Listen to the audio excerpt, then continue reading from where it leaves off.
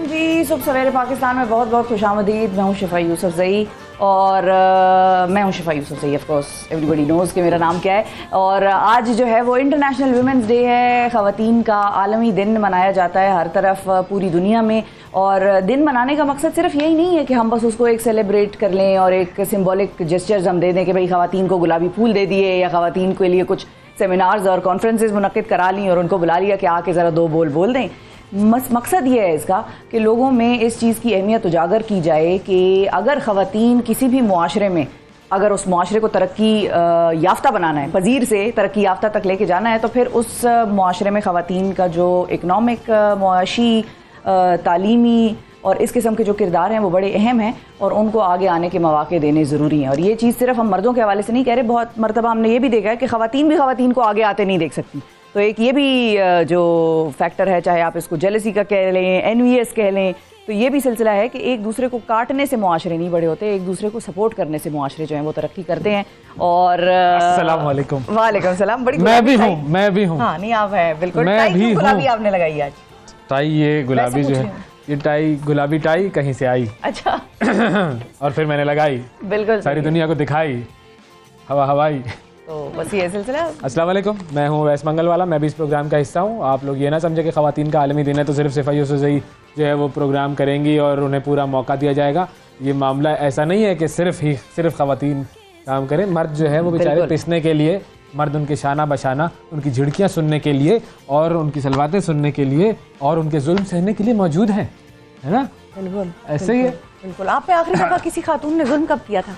रोज ही होता है हम पर। तो किस किस्म का जुल्म? अक्सर औकात होता है। अब मैं पब्लिक के सामने ये बातें अगर करूंगा तो फिर लोग कहेंगे कि यार आपने तो सारे पोल खोल दिए। हाँ। तो बस इसीलिए इशारों के नायों में ही मैं बात करके समझा दूं लोगों को कि भाई ये मामला जो है ना वो बस यहीं तक रखें। बेचारा मर्द, एक मजलूम मर्द भी इस प्रोग्राम का हिस्सा है। बिल्कुल। जो मेहनत मजदूरी करता है। अगर अब मर्द हजरात इतने मजलूम होते तो आज इंटरनेशनल वुमेन्स डे ना होता, इंटरनेशनल मेंस डे मना रहे होते। मेंस डे भी होता है, नवंबर में होता है, उसका किसी को पता ही नहीं है। जिंदगी में आपने कभी भी ये देखा है कि मेंस डे पर कोई ट्रांसमिशन हो रही हो? उसकी जरूरत नहीं है ना।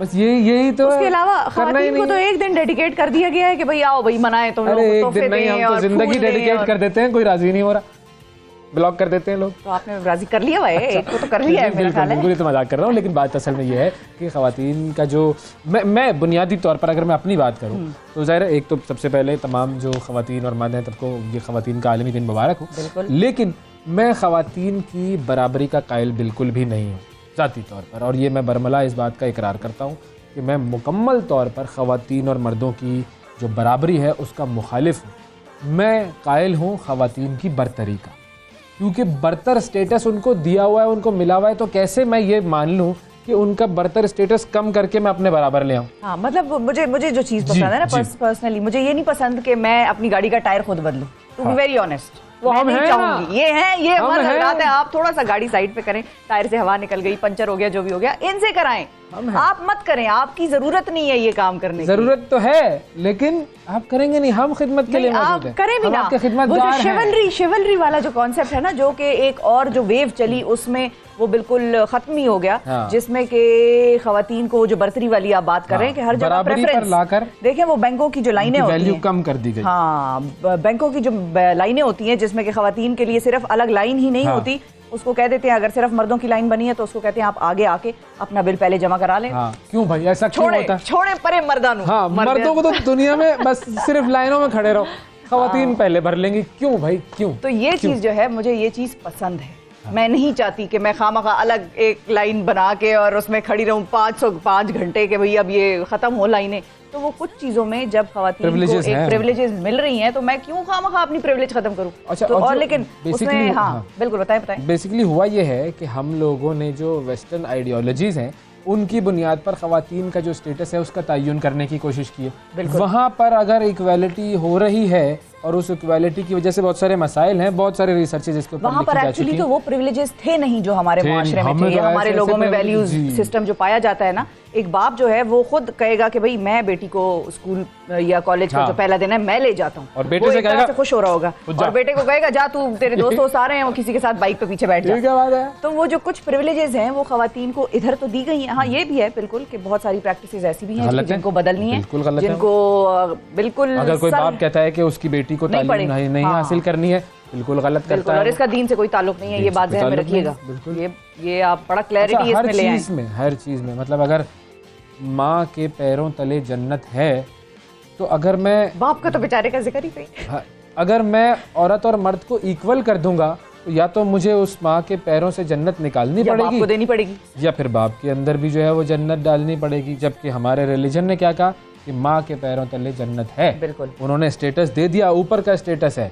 अब आप उस स्टेटस को कम नहीं कर सकते। अगर आप कम करेंगे तो इसका मतलब है जो काम अल्लाह ने किया है आप उसमें गड़बड़ कर रहे हैं, और उसका काम तो परफेक्ट होता है, ये हमें तो पता है। तो इसीलिए उसका स्टेटस ऊपर है और हमेशा ऊपर ही रहेगा। तो इसीलिए ये इक्वालिटी जो है ना वो ज़रा मामलात ख़राब है। हाँ, जो स्टेटस उसको हमारे रिलीजन ने दिए हैं वो अगर कोई नहीं दे रहा तो बस फिर उसके ऊपर प्रॉब्लम है, और उस पर जो है वो बात हमें करनी चाहिए और वो हक उसको दिलवाने चाहिए। बिल्कुल, और उसके लिए फिर सबको जद्दोजहद करनी है, उसके लिए फिर सबको काम करना है, आवाज़ उठानी है। जो तरीकाकार हो सकता है आप अपना सकते हैं, पीसफुल तरीके से, अच्छे तरीके से, मौजूद तरीके से। देखिए अगले को कायल करने का भी एक तरीका है, एक मुक्का घूसा है, एक तो मुक्का घूसा है सीधा सीधा, उसमें तो आप जंग छेड़ रहे हैं, और एक है कि उसको आर्ग्यूमेंट से, उसको दलाइल से और उसको रीजनिंग से कायल करें, कन्विंस करने की कोशिश करें कि देखिए ये रीजन है इसलिए मैं कह रहा हूँ, और अगले को ये समझाएं कि आपका उसमें कितना फायदा है। जो काम आप उससे करने को कह रहे हैं क्या उसमें उसका भी फायदा है? हाँ। तो आप बता दें भाई कि आपकी बेटी है और बेटा है, 2 बच्चे घर में आपके मौजूद हैं। मेरा तो बड़ा फायदा है इक्वालिटी में भाई, मर्द का तो बड़ा फायदा है। आप अपने काम करें, खुद अपनी जिम्मेदारी, खुद अपने पैसे आप खुद खर्च करें, खुद कमाएं, मैं आपकी किसी चीज का जिम्मेदार नहीं हूँ।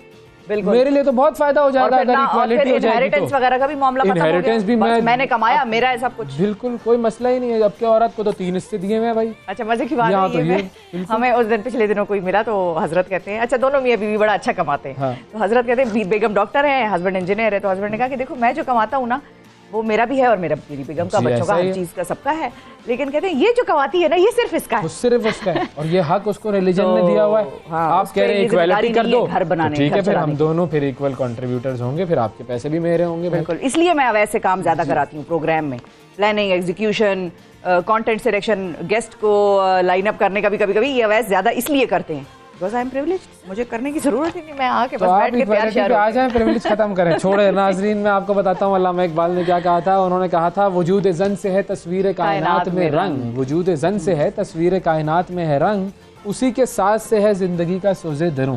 ये तो मशहूर शेर है, सबको पता है। इसके बाद क्या कहते हैं वो कहते हैं शरफ में बढ़ के सुरैया से मुश्त खाक उसकी, सुरैया यानी कि वो बड़े जो सितारे हैं हमारे गैलेक्सी, एक तरह यानी कि उन सितारों से बढ़कर है। अगर औरत की मुट्ठी में खाक हो ना तो भी वो उन सितारों से बढ़कर है जो कि आसमान पर हैं हमारे लिए, और उनसे हम रास्ते देखते हैं और वो सारा सिस्टम होता है। तो इकबाल कहते हैं शरफ में बढ़ के सुरैया से मुश्त खाक उसकी, कि हर शरफ है उसी दुर्ज का दर्र मखनू। मकालमात फलातूं न लिख सकी, लेकिन कोई बात नहीं, अफलातून जो था वो एक आदमी था, आपने नहीं लिखा, कोई मसला नहीं है। मकालमात फलातूं न लिख सकी, लेकिन उसी के शोले से टूटा शरार अफलातून। वो अफलातून आया कहाँ से? वो भी तो किसी औरत की परवरिश में पला बड़ा था ना। वो माशरों को बनाने का, इंटेलेक्चुअल्स को बनाने का जो किरदार है वो औरत का है। बिल्कुल, और लोग अक्सर एक और चीज़ भी मैं आपको बताऊं, हमारे यहाँ भी बड़ा कॉमन है और बाहर के मुल्कों में भी बड़ा कॉमन है, क्योंकि जो लोग वहाँ जाते हैं, पढ़ते हैं, उनके दरमियान उनको पता चल जाता है कि उनकी क्या वीकनेसेस हैं या क्या उनके जो मामलात हैं जो ठीक नहीं है। होता ये है अक्सर कि हम देखते हैं ना कि फॉरेन अफेयर्स पे बात करेगा तो आदमी करेगा, सियासत पे बात करेगा तो मर्द हजरात ज़्यादा करेंगे, ख़वातीन होंगी तो इलेक्शन लड़ने के बजाय उनको रिजर्व सीट जो है वो थमा दी जाएगी। अच्छा, अब इसमें और बहुत सी रीजंस हैं, कल्चरल कॉन्टेक्स्ट है, वो आहिस्ता आहिस्ता चीज़ें तब्दील होती हैं, हर जगह ज़रूरी नहीं है कि फ़ौरन ही बहुत ज़्यादा डेवलपमेंट या प्रोग्रेशन आ जाए सोच का। लेकिन एक औरत भी उतनी ही अच्छी फॉरेन पॉलिसी एक्सपर्ट हो सकती है जितना मर्द होता है। तो ये कुछ बायसेस भी जो हैं वो भी हमें बदलने की ज़रूरत है, और ये चीज़ आज का दिन जो है हम आपको ऐसी तो हो भी चुकी होती समझ लो, तो है ना, है नहीं क्या? हम उस तरफ चलते हैं वैसे हल्का फुल्का सा, जरा हम वापस अपनी नशिस्तें संभालें, बहुत लंबी लेते रहेंगे वैसे। हाँ, छेड़खानी होती रहेगी आज प्रोग्राम में, मैं अवैस को नहीं छोड़ूंगी, अवैस मुझे नहीं छोड़ेगा, और हमारी छेड़खानी को आप लोगों ने माइंड नहीं करना, लेकिन क्योंकि कभी कभी ये भी हो जाता है कि अवैस ने शिफा को फलां बात कर दी तो ये सारी लड़कियों ने उसको दिल पे ले लिया। हाँ, ये बड़ा शिफा दिल पे ले ना ले, अवैस की बात खवातीन ने ले ली। अच्छा, आज का हमारा जो प्रोग्राम है वो बुनियादी तौर पर ख़वातीन के हवाले से, ख़वातीन के दिन का खुसूसी प्रोग्राम है। बहुत ज़बरदस्त पर्सनैलिटीज़ होंगी। कौन कौन होगा हमारे प्रोग्राम में ये हम आपको थोड़ी देर में बताएंगे, लेकिन खबरों का दामन हाथ से नहीं छोड़ना आप। तो खबरों की तरफ चलते हैं, ज़रा 60 सेकंड न्यूज़ देख लेते हैं, फिर आपसे बात करते हैं। दिखाइए 60 सेकंड न्यूज़। ख़वातीन को मज़ीद बाइख्तियार, उनके तहफ़्फ़ुज़ और मुनसिफ़ाना हुकूक़ को यकीनी बनाने के लिए पूरे मुआशरे को मिलकर काम करना होगा। वज़ीर आज़म शहबाज शरीफ का ख़वातीन के आलमी दिन पर पैगाम। वज़ीर आज़म शहबाज शरीफ का फ़ैसला, रमज़ान पैकेज के तहत गरीब घरानों को मुफ्त आटा फराहम किया जाएगा। साबिक़ वज़ीर आला पंजाब चौधरी परवेज़ इलाही पाकिस्तान तहरीक इंसाफ के सदर मुकर्रर हो गए। गैलप पाकिस्तान का सर्वे 61% शहरियों का इमरान खान के लिए पसंदीदगी का इजहार। नवाज शरीफ और बिलावल भुट्टो जरदारी 36% के साथ दूसरे नंबर पर। PSL मजीद दिलचस्प हो गया। मुल्तान सुल्तान्स, पेशावर ज़ल्मी और क्वेटा ग्लैडिएटर्स की प्लेऑफ में पहुंचने के लिए कोशिशें। पाकिस्तान और अफगानिस्तान के दरमियान 3 मैचेस पर मुश्तमिल T20 सीरीज़ का आगाज़ 25 मार्च से होगा। मारूफ अदाकार अमिताभ बच्चन अपनी नई फिल्म की शूटिंग के दौरान हादसे के बायस शदीद जख्मी, पसली टूट गई। मस्जिद अक्सा पर इसराइली आबादकारों की बड़ी तादाद का मजहबी त्यौहार पुरम के मौके पर धावा। इसराइली फ़ौज ने जनीन में 6 फ़लस्तीनियों को शहीद कर दिया। चीनी वज़ीर ख़ारजा चिन कैंग की अमरीका को धमकी, अगर अमरीका ने अपनी रविश न बदली तो तसादुम हो सकता है। और लॉन्चिंग में नाकामी पर जापान ने अपना रॉकेट खुदकार तरीके से तबाह कर दिया। 60 सेकेंड न्यूज़ हमने आपको बता दिया कि दुनिया में क्या हो रहा है। अब जरा आपको बताते हैं कि हमारे प्रोग्राम में आज क्या क्या होगा, कौन कौन शख्सियात होंगी, कोई थोड़ा सा कोई टीज, एजेंडा दे दें, कोई आइडिया, कोई एजेंडा। तो बुनियादी तौर पे क्या होगा हमारे आज एजेंडा तो ख़वातीन है बिल्कुल, लेकिन ये कि एजेंडा हमारा एक ही है, वो एजेंडा है ख़वातीन और ख़वातीन के आलमी दिन पर ख़वातीन को सेलिब्रेट करना और बड़ी बड़ी जो अपनी फील्ड में जिनका ख़वातीन ने बड़ा नाम कमाया है उनसे आपकी मुलाकात करना। हाँ बिल्कुल बिल्कुल। और ख़वातीन में मुख्तलिफ़ फील्ड से ताल्लुक़ रखने वाली ख़वातीन के हवाले से आज हम बात करेंगे। मुख्तलिफ़ फील्ड से ख़वातीन को हमने दावत दी है, प्रोग्राम में वो शिरकत करेंगी और अपने एक्सपीरियंसेस भी बताएंगी, चैलेंजेस भी बताएंगी और अपनी ऐसी चीज़ें भी बताएंगी जो उस फील्ड में या उस फील्ड से मुंसलिक होने के बाद उन्होंने इन्जॉय बड़ी की। हाँ। बहुत ज़ाहिर है हर चीज़ बुरी ही नहीं होती, उसमें बहुत अच्छी चीज़ें भी होती हैं। तो अच्छाई क्या थी उनकी ज़िंदगी में जो हुई और कौन सी ऐसी चीज़ें थी जो एज अ चैलेंज वो लेंगी, तो इन सारे जावियों से हम आज एक औरत की ज़िंदगी को डिस्कस करेंगे। अब जैसे आप देखें ख़वातीन, पूरी ख़वातीन तमाम जितनी भी हैं वो देख लें कि शिफा यूसुफ से इस प्रोग्राम में क्या एंजॉय करती हैं। वो इस प्रोग्राम में एंजॉय करती हैं ज़बरदस्त कपड़े पहनना, अथॉरिटी प्रोग्राम में एंजॉय करती, वो तो आखिर में आती है अथॉरिटी। वो इस प्रोग्राम में एंजॉय करती हैं बेहतरीन मेकअप करना, वो इस प्रोग्राम में एंजॉय करती हैं ओवैस मंगलवाला पर और टीम पर अथॉरिटी जमाना, पावर जो गेम है उसका हिस्सा बनना और सब लोगों पर तड़िया लगाना। और हम क्या एंजॉय करते हैं, जी हुजूर, जी मैडम, जी मैडम जो आप कह रही हैं सही कह रही हैं, आप गलत भी कह रही हैं तो सही कह रही हैं और आप कभी गलत कह ही नहीं सकते। बिल्कुल नहीं। अच्छा, लोग अक्सर इस चीज़ पे भी बड़ा वो तनकीद करते हैं। अच्छा याद कराया वैसे कि ख़वातीन इतना मेकअप क्यों करती हैं, तैयार श्यार होके क्यों निकलती हैं घर से, या तैयार श्यार होके आप ये एंकर टीवी पे क्यों बैठ गए। नहीं तो वो जो क्यों कह रहे हैं उनको एक ही जवाब देना चाहिए, आपका क्या मर्जी भाई, आपको क्या फर्क यार, ख़वातीन की मर्जी। लेकिन वैसे मैं बताऊं तो अक्सर लोग एंकर से बात करते हैं ना, पूछते हैं कि भाई आप इतना मेकअप करके तैयार होके क्यों टीवी पे बैठते हैं। तो हम जब किसी के घर जाते हैं तो वो एक वर्ड है हमारी अक्सर बुजुर्ग ख़वातीन इस्तेमाल करती हैं, सर झाड़ मुंह फाड़। सर झाड़ मुंह फाड़ ऐसे निकल गई। तो ऐसे तो नहीं निकल जाते ना, किसी के घर जाते हैं इतना प्रेजेंटेबल तो बन के जाते हैं कि वो अगला अपने सामने बिठाने काबिल समझे। ये तो नहीं कि बिल्कुल मुंह धोया नहीं है सुबह उठ के, मैं तो जैसा भी चला जाऊं मुझे बिठा लेते हैं। अच्छा, हाँ, नहा के बस बिठाते कोने में, वो कोने में बैठ जाके। तो इसलिए जब हम इतने मिलियंस ऑफ लोगों के घर आ रहे हैं इस टीवी स्क्रीन के थ्रू, तो ज़ाहिर है इतना प्रेजेंटेबल तो खुद को करेंगे कि हम उनको अच्छे लगें।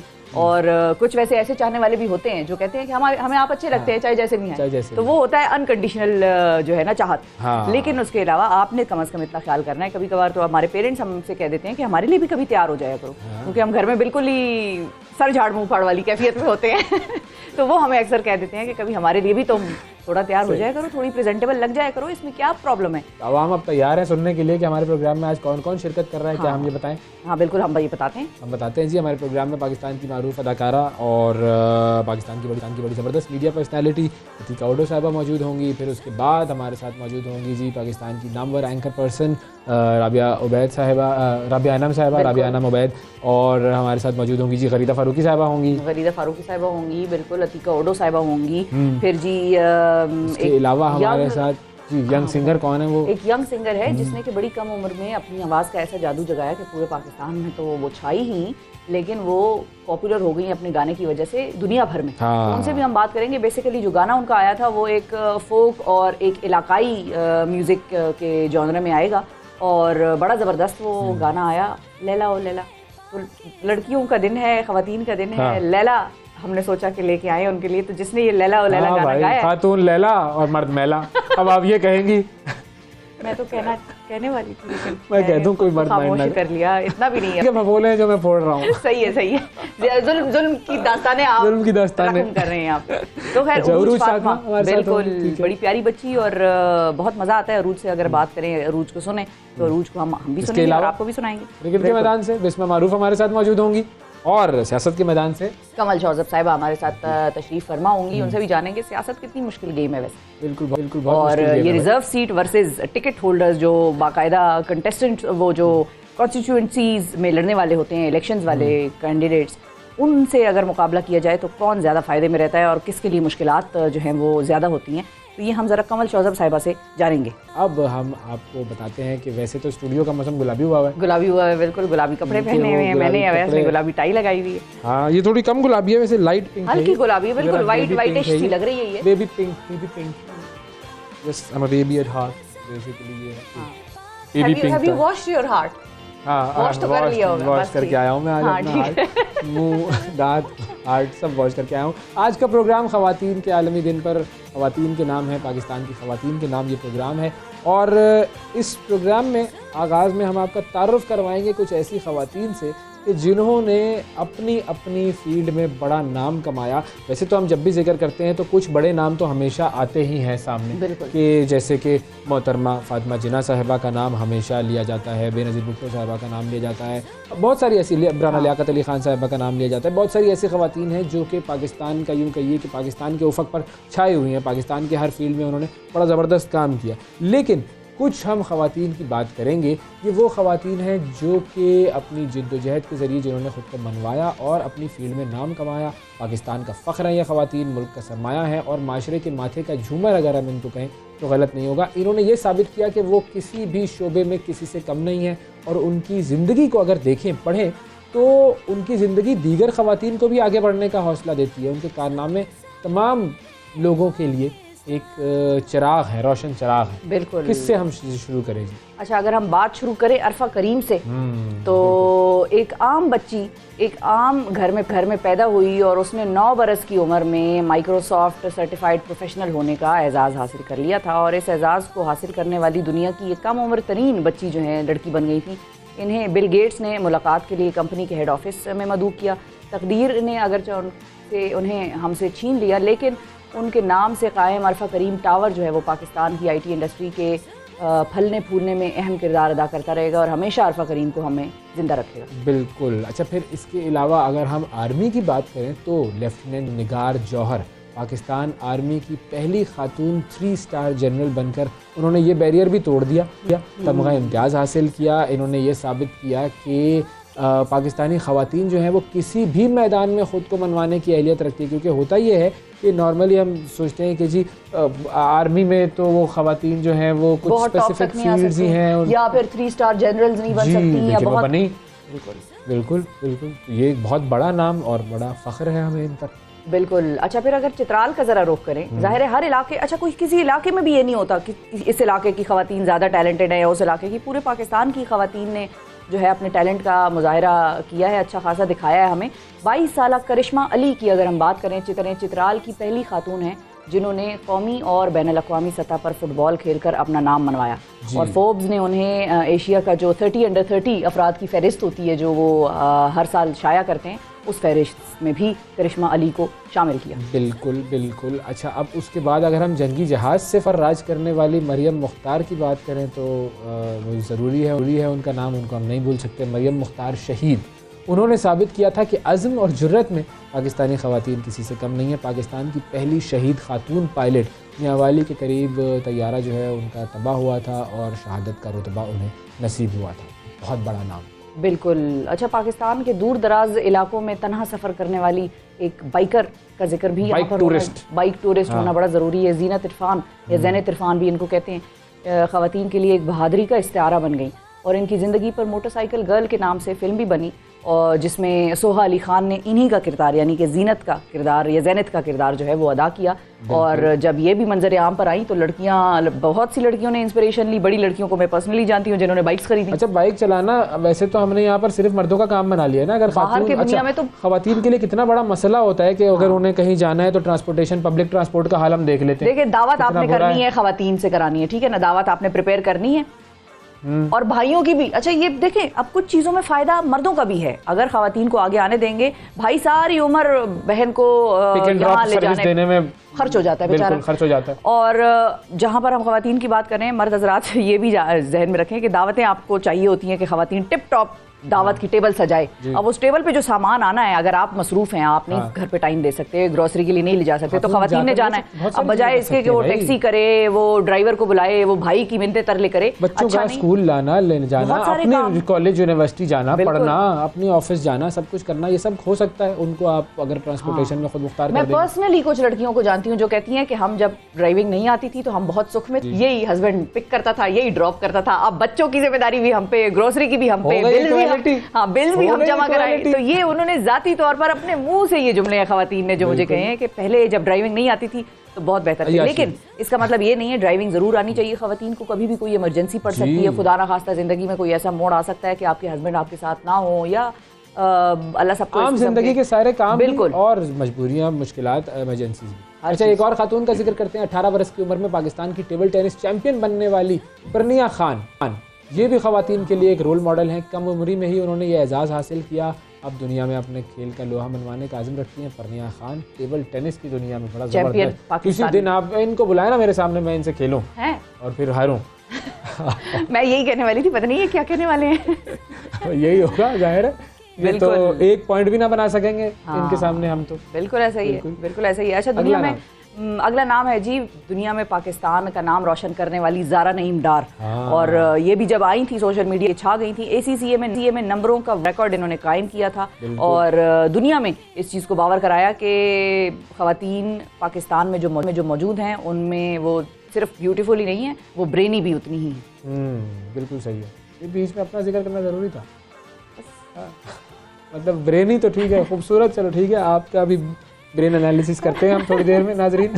ठीक है, आप करें बिल्कुल ब्रेन एनालिसिस, कोई नाराज ना हो, कोई नाराज ना हो।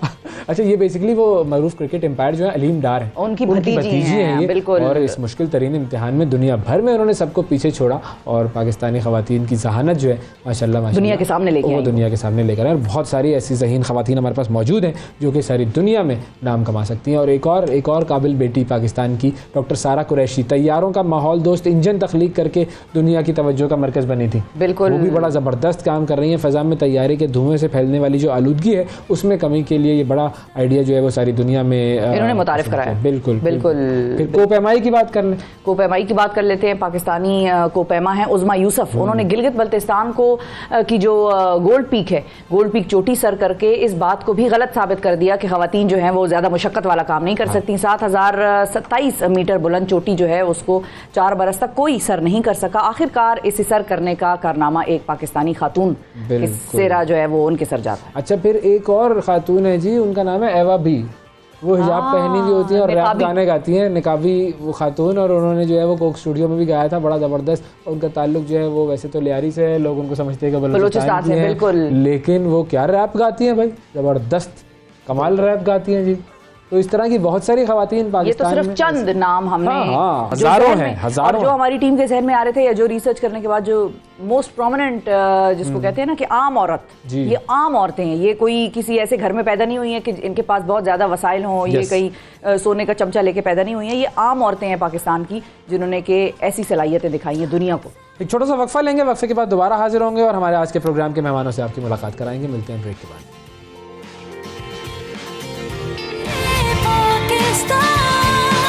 सुबह सवेरे पाकिस्तान, सुबह सवेरे पाकिस्तान।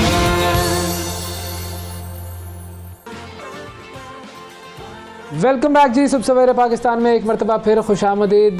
टैलेंट और हुस्न, इनका जो कॉम्बिनेशन है उसको अगर मैं पाकिस्तान में ढूंढूं तो एक नाम ऐसा है कि जो कि हमेशा सामने आता है। ये वो खातून है कि जिन्होंने अदाकारी की दुनिया में अपना नाम कमाया, मीडिया प्रोडक्शन की दुनिया में अपना नाम कमाया, सियासत में भी इन्होंने जो है वो तबाज़माई की, और उसके अलावा और बहुत सारे ऐसे काम हैं जो कि ये करती हैं। और हमारे साथ इनका एक ख़ास ताल्लुक़ है और उसी मोहब्बत की बिना पर ये आज हमारे प्रोग्राम में शामिल हुई हैं। हमारे साथ मौजूद हैं जी मोहतरमा अतीका ओडो साहिबा। अस्सलाम वालेकुम। वालेकुम अस्सलाम। Happy women's day. Happy women's day Atika साहिबा, आपको भी बहुत बहुत मुबारक हो। और आज आपके लिए ये दिन कुछ डबल खास है, उसकी क्या वजह है वो भी बताएं ना ज़रा। मेरे लिए तो डबल ख़ास है क्योंकि मेरी बड़ी बेटी जो है उम्निया, उसकी सालगिरह है, तो आई लाइक टू विश है उम्निया वेरी हैप्पी बर्थडे। और यहाँ पे मैं ये भी बताती चलूँ कि 12 फरवरी जो है वो पाकिस्तान वुमेंस डे है ऑफिशियली, उसे भी हमें सेलिब्रेट करना चाहिए जो हम नहीं करते। तो ये प्लीज़ नोट कर लीजिए आप लोग आज। अच्छा, ये पता भी नहीं होता बहुत सारे लोगों को। हमारी भी मालूमात में आपने इजाफा किया कि 12 फरवरी जो है ये पाकिस्तान की सतह पर ख़वातीन का दिन मनाया जाता है, तो इसको हम फिर पार्लियामेंट से अप्रूव्ड, बिल्कुल पार्लियामेंट से अप्रूव्ड लेजिस्लेशन इस पे हुई है और डिक्लेयर्ड है जी 12 फरवरी पाकिस्तान की ख़वातीन का, पाकिस्तान का दिन जो है ख़वातीन के नाम। अच्छा अतीका साहिबा, नेशनल डे होता है ख़वातीन का नेशनल डे, बिल्कुल।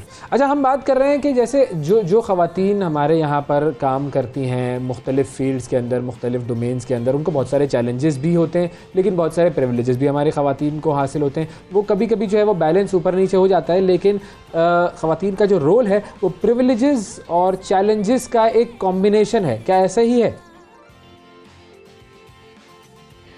देखिए, मैं समझती हूँ कि ये सिर्फ ख़वातीन तक ये एक बात महदूद नहीं है, मर्द हजरात भी जो हैं उनके भी चैलेंजेस बहुत होते हैं, उनके भी प्रिविलेजेस होते हैं। आई थिंक जेंडर का जब हम वो एक डिस्कस करते हैं तो ऑब्वियसली आज जैसे हम सिम्बॉलिकली बैठे हुए हैं, लेकिन अगर आप पाकिस्तान की एक हिस्ट्री देख लें तो ख़वातीन ने बहुत बड़े बड़े रोल अदा किए हैं और आई थिंक दुनिया में ख़वातीन अपना एक हिस्सा डाल रही हैं। अभी मैं सऊदी अरेबिया से आई हूँ जहाँ पर आपको पता है बहुत एक रिस्ट्रिक्शन होती थी ख़वातीन पे, लेकिन वहाँ पे भी उन्होंने खोल लिया ख़वातीन के लिए। वहाँ पे एक बड़ी मूवमेंट चल रही है अभी जहाँ पे विमेन एम्पावरमेंट करवा रहे हैं और वहाँ पे जॉब्स पे आ रही हैं, गाड़ियाँ चला रही हैं। I mean it's amazing. I was so impressed going to Saudi Arabia just now कि आई थिंक वहाँ की भी ख़वातीन जो है वो बहुत आगे जा रही हैं। एंड ओवरऑल दुनिया में अगर आप देखें तो देखिए ना, आपके अगर दुनिया की आधी पॉपुलेशन अगर फीमेल है तो आप उसको रिस्ट्रिक्ट करेंगे तो ऑब्वियसली इट्स लिमिटिंग एवरीबडी ना। दूसरा ये कि मैं ये थोड़ा सा एक सुन रही थी अभी आपके सेगमेंट बिफोर द ब्रेक के आम खातून।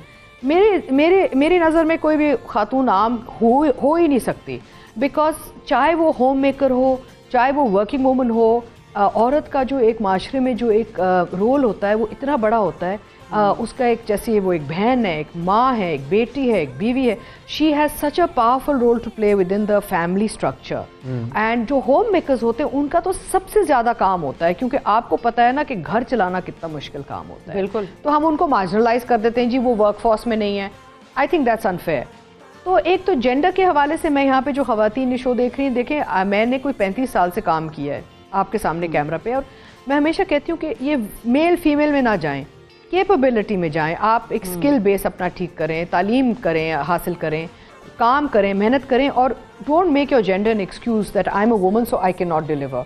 वो फिर आप सबके साथ एक इनजस्टिस कर रही है। लेकिन कुछ लोग बाद में ये भी कहते हैं ना कि she is because she is a woman so she is on this job because she is a woman. वो इस तरह से भी टाइप कास्ट भी करते हैं औरत को और उसको एक कंट्रोवर्सी भी बनाने की कोशिश करते हैं। एक्चुअली अनफॉर्चुनेटली होता ये है, अक्सर जो मैंने देखा है कि क्योंकि ख़वातीन मल्टीटास्कर्स हैं और उनकी एक काबिलियत है कि वो मल्टीपल चीज़ें एक साथ हैंडल कर सकती हैं, तो अक्सर एट टाइम्स देखिए, मेरा जो एक पर्सनल एक्सपीरियंस है ना अपनी इंडस्ट्री का, मेरे जो मेल कॉलीग्स हैं उन्होंने बहुत सपोर्ट एंड बहुत, यानी कि they never had an issue with me. मैं अभी एक्टर्स एसोसिएशन की हेड हूँ and I have always been elected in like producers association head, actors. So thing is कि मुझे तो शुक्र है अल्लाह का कभी ये मसला नहीं हो, because I worked as a professional always, I have not said man और वुमन। बट उसमें यह है कि अक्सर ये होता है कि जब औरत की, क्योंकि काबिलियत डिफरेंट है, हमारी जो वायरिंग है ना वो मल्टीटास्किंग वाली वायरिंग है, तो क्या होता है कि man feel a little insecure. Work force में थोड़े उनको वो लगता है कि ये भाई ये आगे क्यों जा रही हैं, तो उस कंपटीशन में अगर हम ना पढ़ें और एक्सेप्ट करें कि women are wired a different way और उनको सपोर्ट करें, तो आपका एक माहौल भी पूरा बहुत प्रोडक्टिव हो जाता है। अच्छा, ये जो we have to supportive role understand है, कि ये बड़ा rise of a woman is not fall of a man. Exactly ये बिल्कुल जरूरी है समझने के लिए। अच्छा, ये जिन इट्स अ पार्टनरशिप, चाहे घर चलाएं चाहे आप दफ्तर, जैसे आप दोनों अभी होस्ट कर रहे हैं, आप एक पार्टनरशिप में हैं अभी, बिल्कुल आपकी एक टीम वर्क है अभी। तो अगर आप दोनों में से एक भी अगर शख्स डिलीवर ना करे तो फिर वो पूरा फ्रेम आपका खत्म हो जाता है, खराब हो जाता है ना। ऐसा ही है। अच्छा, अब आपने जिस तरह जिक्र किया कि आपने हमेशा अभी आप इन तमाम इदारों की सरबराह के तौर पर भी काम कर रही हैं और आपने कभी भी अपने काम में ये चीज़ नहीं देखी कि जी मैं चूँकि फ़ीमेल हूँ तो मुझे ख़ास प्रिविलेजेस मिलें। वो एक प्रोफेशनल इन्वायरमेंट में आपने काम किया और उस प्रोफेशनल इन्वायरमेंट में लेकिन बहुत सारी ऐसी चीज़ें होती हैं, बहुत सारी ख़वातीन उस लेवल तक नहीं आ पाती जिस लेवल तक आप पहुँची हैं। तो वो जो आपके गोल्डन रूल्स ऑफ सक्सेस या वो टिप्स हैं वो क्या होंगी? मेहनत और डिसिप्लिन। आप अगर अपनी ज़िंदगी में मेहनत करने के लिए तैयार हैं और आप डिसिप्लिन्ड हैं, मेरा एक रूटीन बहुत डिसिप्लिन्ड है। जैसे मेरा पूरा दिन जैसे एक स्ट्रक्चर्ड होता है कि सुबह क्या करना है, दोपहर को क्या करना है, शाम को क्या करना है।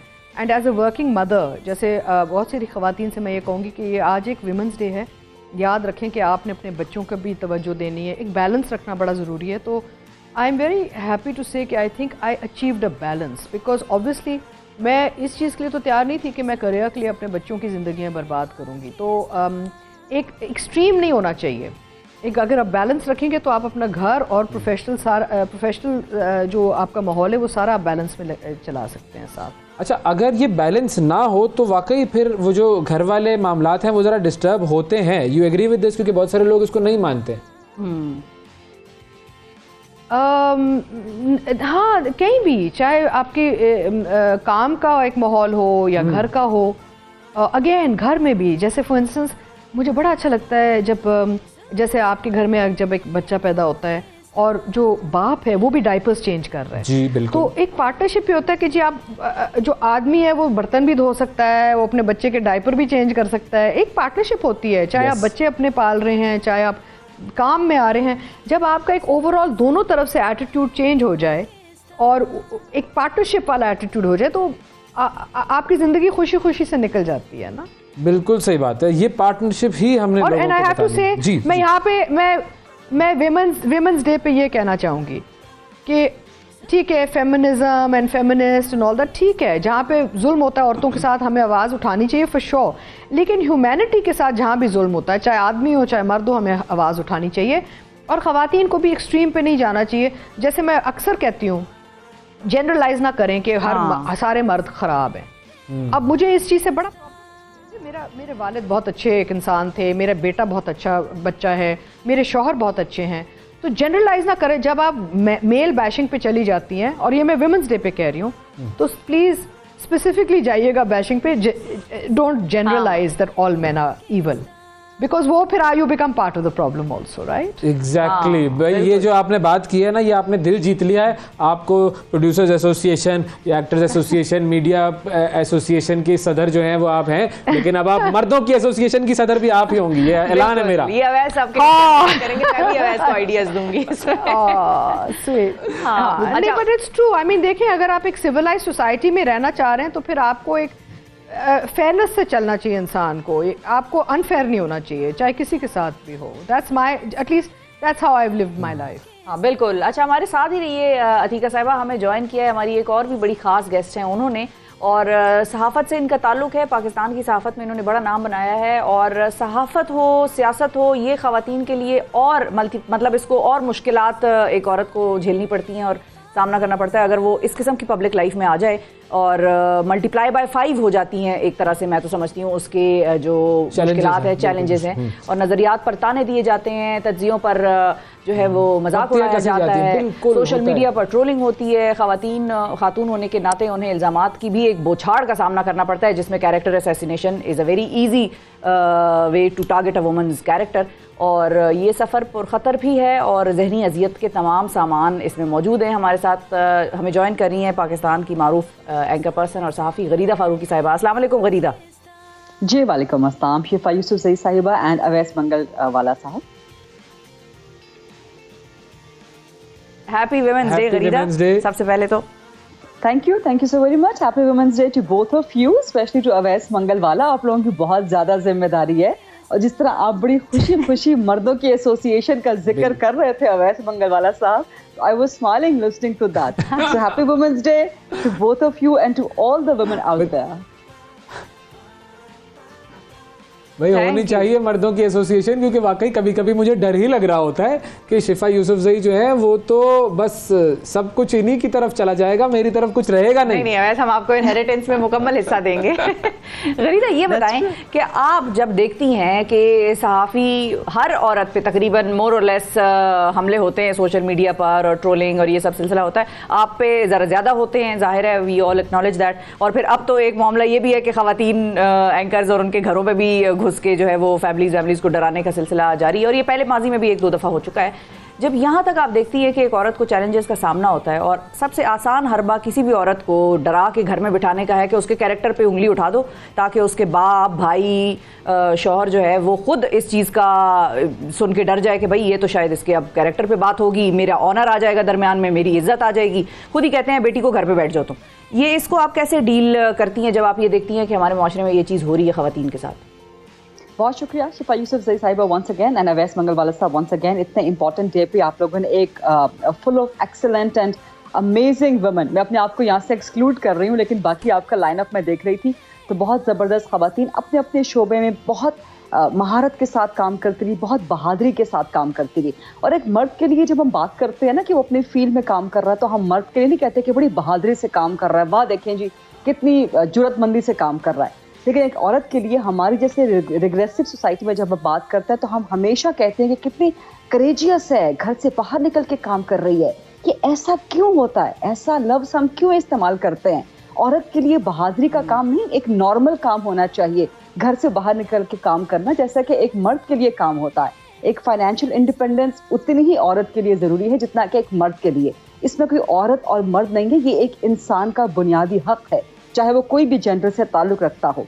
अब ख़वातीन के लिए हम बहादुरी का लफ्ज़ इसलिए इस्तेमाल करते हैं क्योंकि ख़वातीन को वो सब कुछ फेस करना पड़ता है जिसका आपने जिक्र किया है, और शिफा आपने खुद इसको फेस किया है, and hats off to you. और आप जैसे तमाम लड़कियों के लिए, बच्चियों के लिए, ख़वातीन के लिए जो इन तमाम मुश्किलात के बावजूद डटी रहती हैं, अपने राइट के लिए फ़ाइट करती हैं, और इसके लिए मेरा ख्याल है कि ये एक तवील अरसे से ये चल रही है ख़वातीन के हकूक़ की, पिछली कम से कम 150 साल से चल रही है।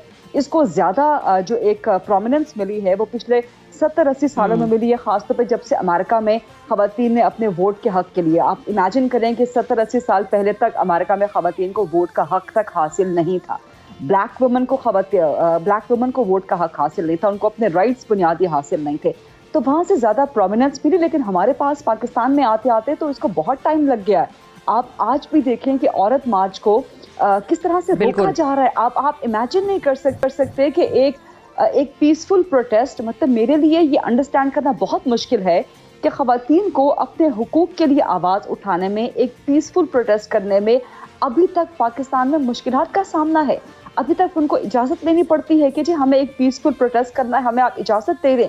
तो ये वो सारी मुश्किलात हैं कि जिनका सबसे ज़्यादा अंदाज़ा हमारे माशरे के मर्दों को करना चाहिए, बिकॉज हमारी एक पैट्रियार्कल सोसाइटी है, रिग्रेसिव सोसाइटी है, ऑर्थोडॉक्स सोसाइटी है। यहाँ पर मर्द डोमिनेट करता है, तमाम फैसले मर्द करता है। एक घर के सिस्टम के अंदर, हमारे माशरे के सिस्टम के अंदर आप देख लें कि आपकी सियासी जमातें मर्दों से भरी पड़ी हैं। डिसीजन मेकिंग जो पोजीशंस है वहाँ पे मर्द होते हैं। वही सियासी जमातें जब हुकूमत में आती हैं, गवर्नेंस में आती हैं, डिसीजन मेकिंग पोजीशंस पे मर्द शामिल हो जाते हैं। काबीना में बड़ी बड़ी वजारतें मर्दों को दी जाती हैं, बावजूद इसके कि आपकी आबादी का 50% हिस्सा ख़वातीन है। आपकी नेशनल सिक्योरिटी, मिसाल के तौर पे आपकी वजारत दाखिला अगर किसी मर्द के पास है, तो आप ये बताएं कि जो 50% और एक तवील अरसे से मर्द के पास है। मैं ये नहीं कह रही कि आप मुसलसल ख़वातीन के हवाले कर दें, लेकिन आप कम से कम ये तो देखें कि आपका 50-50 की रेशियो तो होनी चाहिए ना।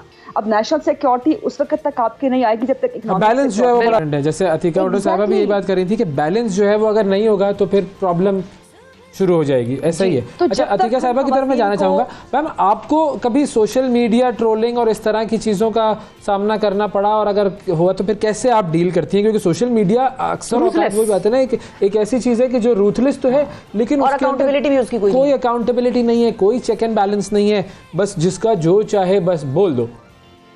देखिए, एक चीज़ याद रखें कि आप जितने रेलेवेंट हो जाते हैं सोसाइटी में, उतने ज़्यादा आपकी तरफ अटेंशन आती है।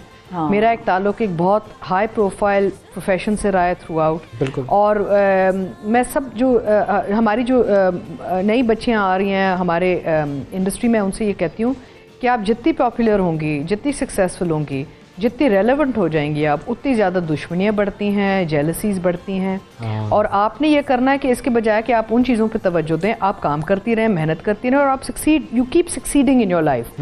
Don't waste your time and energy on toxic things because they are trying to distract you.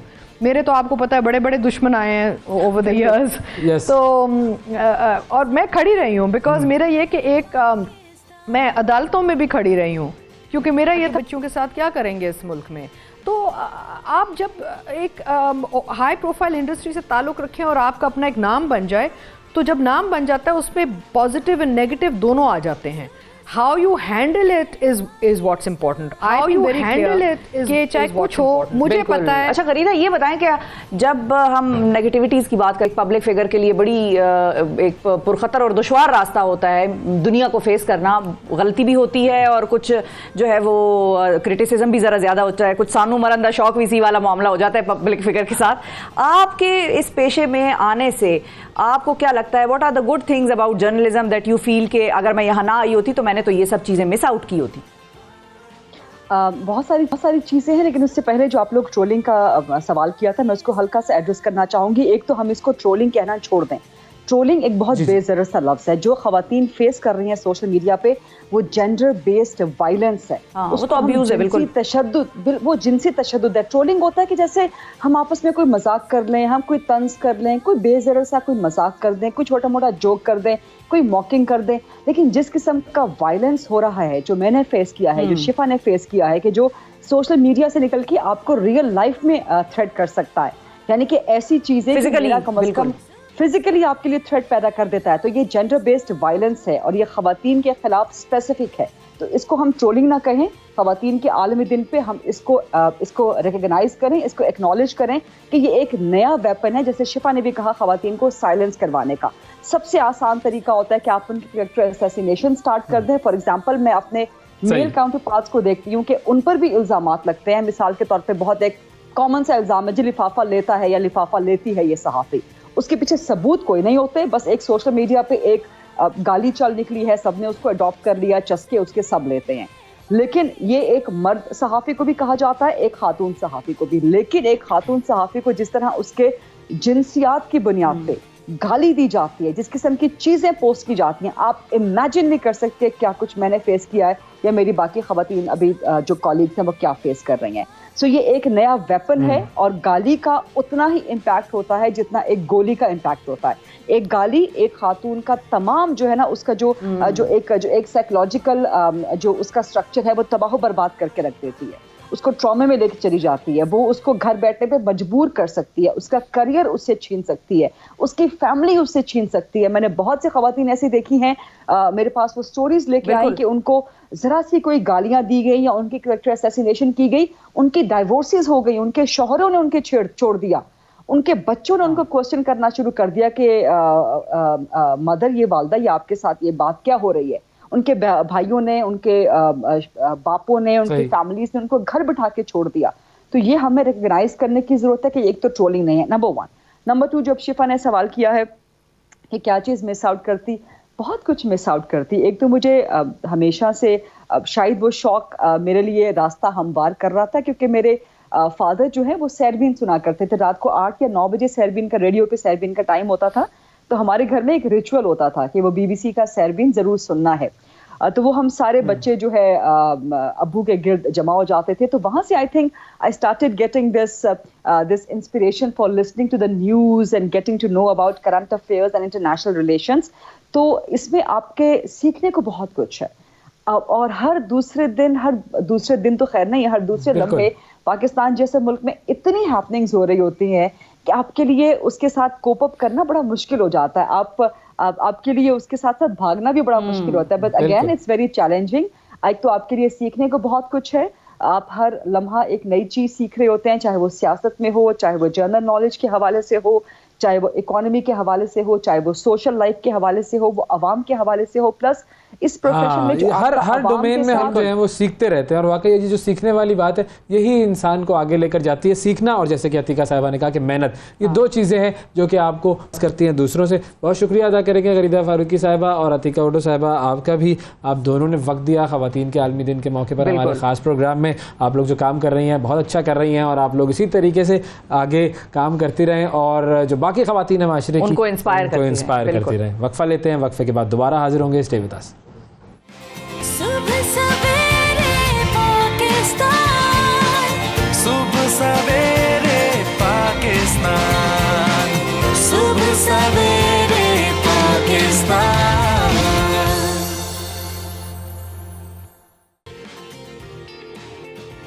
Welcome back जी। बात करते हैं कुछ कुदरत की देवी की।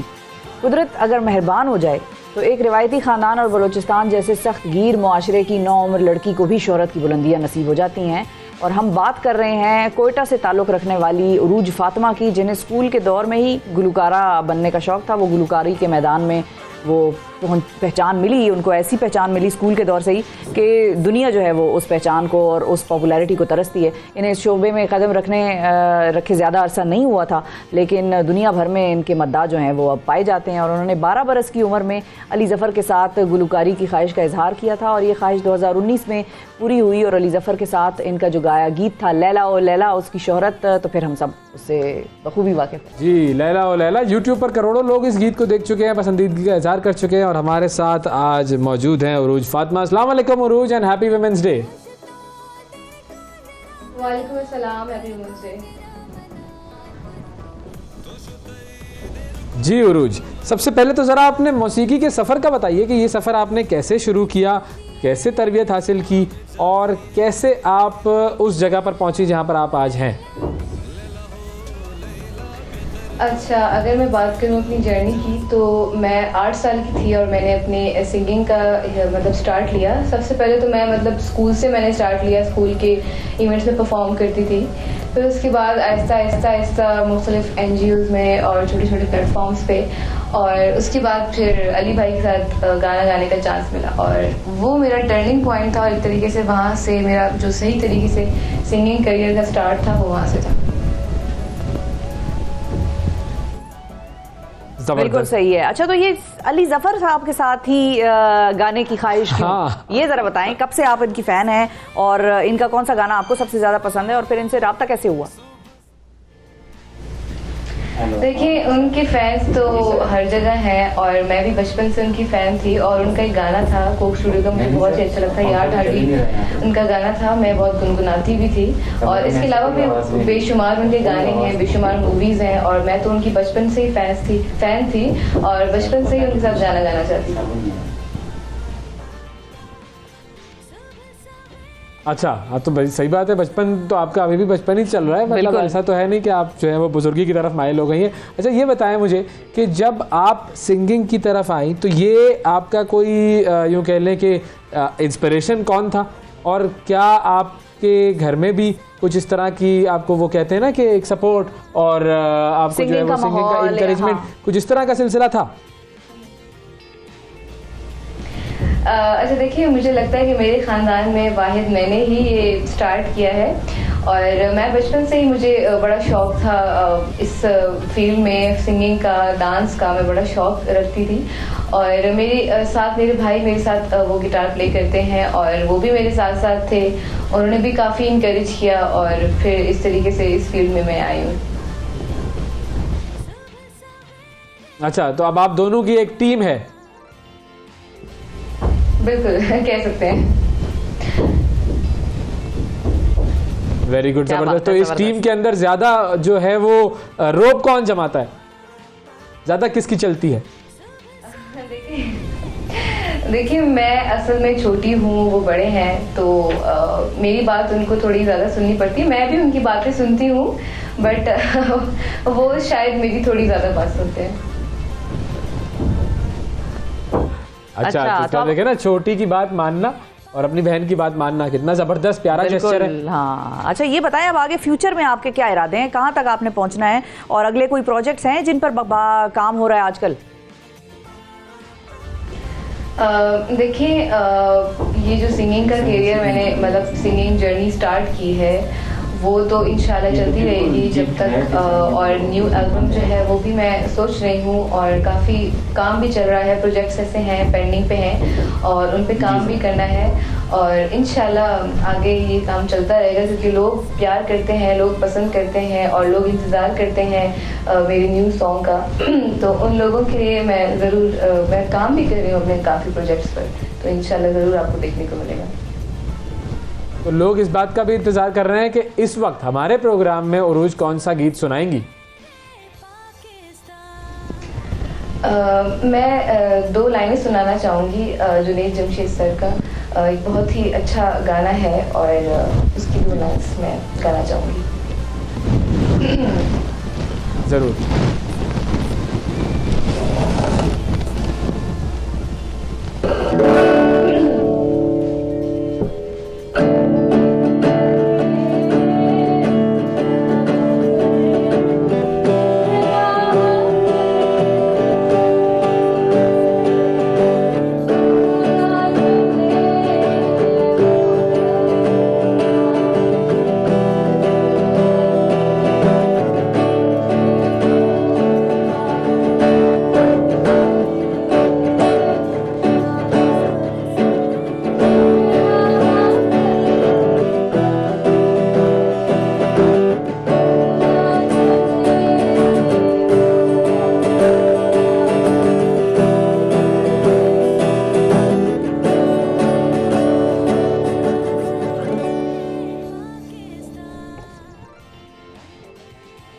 वाह वाह वाह, क्या बात है। छोटा सा, वो जो कहते हैं ना, मुख्तसर मगर जाम, हाँ। अगर बेहतरीन। और फिर जुनैद जमशेद साहब, क्या बात है उनकी, वो भी एक बड़े ज़बरदस्त, उनकी आवाज़ का जादू उन्होंने जगाया। और ये बताएं उरूज के आप कौन कौन से म्यूजिकल इंस्ट्रूमेंट जो हैं वो बजा लेती हैं? मैं गिटार बजा लेती हूँ, यूकेलेले बजा लेती हूँ, और इसके साथ साथ पियानो बजा लेती हूँ, दरबुका बजा लेती हूँ। ओके, वेरी गुड, ज़बरदस्त। अच्छा, अब आप चूँकि हमारे प्रोग्राम में आज ख़वातीन का आलमी दिन है, उसका ख़ास प्रोग्राम है, तो आप ख़वातीन को क्या मैसेज देंगी, और जो आपकी सपोर्ट करने वाले आपके भाई हैं उनके लिए क्या आप ख़ास मैसेज देंगी?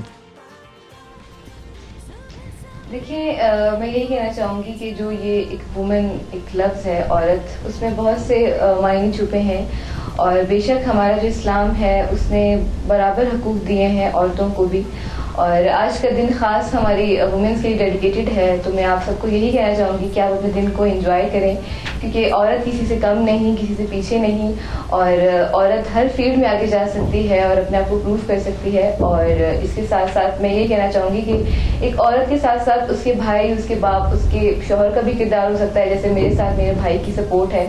तो मैं हर वुमेन और जो भी लड़की मुझे देख रही है, अगर वो किसी भी चीज़ में इंटरेस्टेड है तो वो उस चीज़ में आगे बढ़े, उस चीज़ पे वर्किंग करे, इंशाल्लाह ज़रूर कामयाब होंगे, और आज के दिन को सेलिब्रेट करें इंशाल्लाह। बिल्कुल बिल्कुल, थैंक यू, बहुत शुक्रिया अदा करेंगे। उरूज फातिमा हमारे साथ थी और बड़ा ज़बरदस्त मैसेज था इनका कि जी मेहनत करें, और आपको जो आपके घर वाले हैं, जैसे कि इनके साथ इनके भाई की सपोर्ट है, वैसी सपोर्ट होनी चाहिए, उसके बाद तो फिर आसमान छूने से कोई रोक नहीं सकता। ऐसा ही है, ऐसा ही है जी। नाजरीन, वक्फ़ा लेंगे, वक्फ़े के बाद जब हम दोबारा आपकी खिदमत में हाजिर होंगे तो एक और बड़ी ख़ास पर्सनैलिटी से आपकी मुलाकात करवानी है, और क्रिकेट की दुनिया में बड़ा नाम है उनका, और पाकिस्तान की ख़वातीन की क्रिकेट टीम की कैप्टन के तौर पर भी उन्होंने अपना लोहा मनवाया। हम आपकी मुलाकात करवाएंगे। कौन है ये, आपको बताएंगे एक छोटे से ब्रेक के बाद। सुबह सवेरे पाकिस्तान, सुबह सवेरे पाकिस्तान, सुबह सवेरे पाकिस्तान।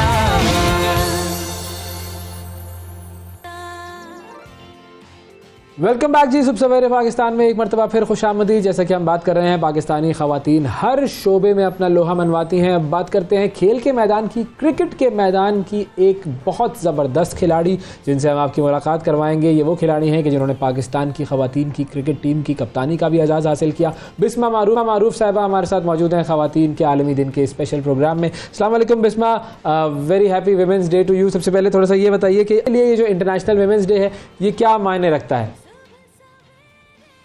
मेरी लाइफ में बड़ा इम्पॉर्टेंट है और ऑफ कोर्स मेरे ख्याल से इस सोसाइटी में जिस तरह का चेंज आया है, और ख़ासकर मैं अपने क्रिकेटिंग सिस्टम की बात करूँगी, जिस तरह की सपोर्ट हम लोग को पेरेंट्स की तरफ से मिल रहा है। पहले जो है जो गर्ल्स जो है इतनी पता नहीं था कि वुमेंस क्रिकेट है, लेकिन अब पेरेंट्स खुद चाहते हैं कि आके लड़कियाँ आके खेलें, तो मेरे ख्याल से बहुत बड़ा चेंज है हम लोग के लिए। बिल्कुल सही। अच्छा ये बताएं, एक खातून क्रिकेटर के तौर पर बिस्मा, तजर्बा आपका कैसा रहा ओवरऑल, और किस किस्म के चैलेंजेस आपने फेस किए और उनको डील कैसे किया आपने?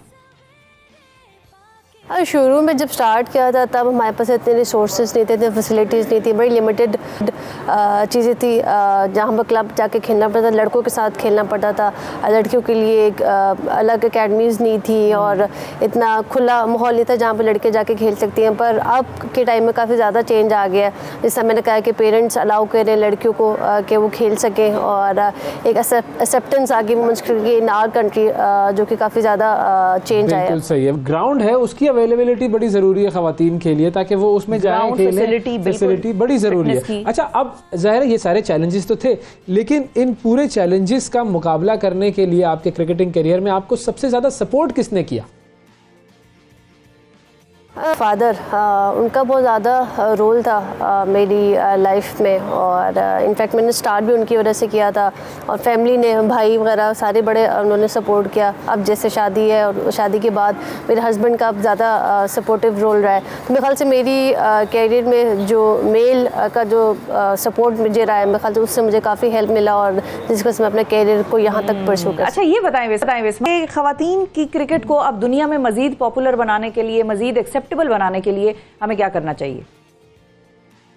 देखिए, हमारे जो मैं अपनी कंट्री की बात करूँगी, मेरे ख्याल से हम लोग को एक सेटअप बड़ा ज़रूरी है वुमेन्स क्रिकेट में बनाने के लिए, जो कि ओवरऑल पूरी क्रिकेट दुनिया में बहुत ज़्यादा चेंज हो गई है, और रैपिडली ना टाइम से बहुत ज़्यादा चेंज होती जा रही है, और वो ग्रो करते जा रहे हैं। मेरे ख्याल से हम लोग अभी भी अपना ग्रास रूट पे इतना ज़्यादा हमारा डेवलप नहीं है, जिसकी वजह से हम लोग स्ट्रगल कर रहे हैं। तो मेरे ख्याल से हम लोग अपने सेटअप को बहुत जल्दी बनाना पड़ेगा, ताकि हम जो बाकी दुनिया की टीम्स हैं उन तक पहुँच। अच्छा, चले वो किरदार हो जाता है आपकी फैसिलिटीज़ का, आपके सपोर्ट सिस्टम्स का, और आपके जो ट्रेनिंग कैंप्स हैं, वो सारी चीज़ें वो टेक्निकल तो हैं, लेकिन मेल जो आपके काउंटर पार्ट्स कह लें, जो मेल आपके एथलीट्स हैं, वो औरतों के स्पोर्ट्स को सपोर्ट करने के लिए और उसको बेहतर बनाने के लिए, लोगों में मज़ीद एक्सेप्टेबल बनाने के लिए वो क्या किरदार अदा कर सकते हैं? देखिए जी, बड़ा इसमें रोल होता है मेल का, और मैं अपनी एग्जांपल लूँगी। मेरी लाइफ में बहुत ज़्यादा मेरे जो फादर थे, मेरे हस्बैंड, उनका बहुत ज़्यादा रोल है। उनकी सपोर्ट की वजह से मैं आज यहाँ पर खड़ी हुई हूँ, और मेरे ख्याल से जब लड़की को इस तरह का सपोर्ट होता है तो बड़ी कॉन्फिडेंट होती है, और हर चीज़ क्लैरिटी से कर सकती है, और उसको किसी किस्म की हेजिटेशन या डाउट्स नहीं रहते माइंड में। अच्छा, माँ की हैसियत से अपनी बेटी फातिमा की एम्पावरमेंट के बारे में क्या सोचती हैं? उसको कैसे तरक्की याफ्ता बनाना है, प्रोग्रेस कराना है उसको? क्योंकि हम सब ने उसको देखा कि वो आपके साथ क्रिकेट ग्राउंड में आप उन्हें लेकर जाती हैं, और माशाल्लाह वो छोटी सी क्यूट सी बच्ची और सारी खिलाड़ी फिर उसके साथ तस्वीरें भी खिंचवा रही होती हैं, तो उसकी एम्पावरमेंट, उसके लिए क्या सोचती हैं? फातिमा ऑफ कोर्स अभी जब से छोटी सी मेरे साथ उसने ट्रैवलिंग की हुई है, और वो भी देख रही है, उसने दुनिया भी देख ली है काफ़ी, और उसी तरीके से उसका ब्रॉटअप हो रहा है। सो ऑफ कोर्स उसके लिए कि जिस फील्ड में भी वो चाहेगी और जिस तरीके से अच्छे तरीके से उसका ब्रॉटअप कर सकें, और डेफिनेटली उसको जितना एम्पावर कर सकें। अब हम बात कर रहे थे ज़ाहिर क्रिकेट की कुछ देर पहले, तो वो जो क्रिकेटिंग हमारी टैलेंट है ख़वातीन में, वो तो बहुत ज़बरदस्त है। हम देखते हैं कि भाई इंडिविजुअली बड़ी ज़बरदस्त परफॉर्मेंसेस होती हैं, और आपकी परफॉर्मेंस भी माशाल्लाह क्या ज़बरदस्त परफॉर्मेंस रही। आपके अलावा बाकी जो ख़वातीन खिलाड़ी हैं उनकी भी बड़ी ज़बरदस्त परफॉर्मेंसेस रही हैं। लेकिन अगर हम कंपैरिजन करें, हम ये सब चाहते हैं कि जी पाकिस्तान की ख़वातीन की क्रिकेट टीम जो है वो सेमीफाइनल्स में पहुँचे, इंटरनेशनल टूर्नामेंट्स के फाइनल्स में पहुँचे, जीते भी। लेकिन क्या ऐसी चीज़ की जा सकती है कि इंटरनेशनल जो दूसरी टीमें हैं उनके एट पार हम आए, उनसे आगे निकले, उसके लिए क्या करना चाहिए?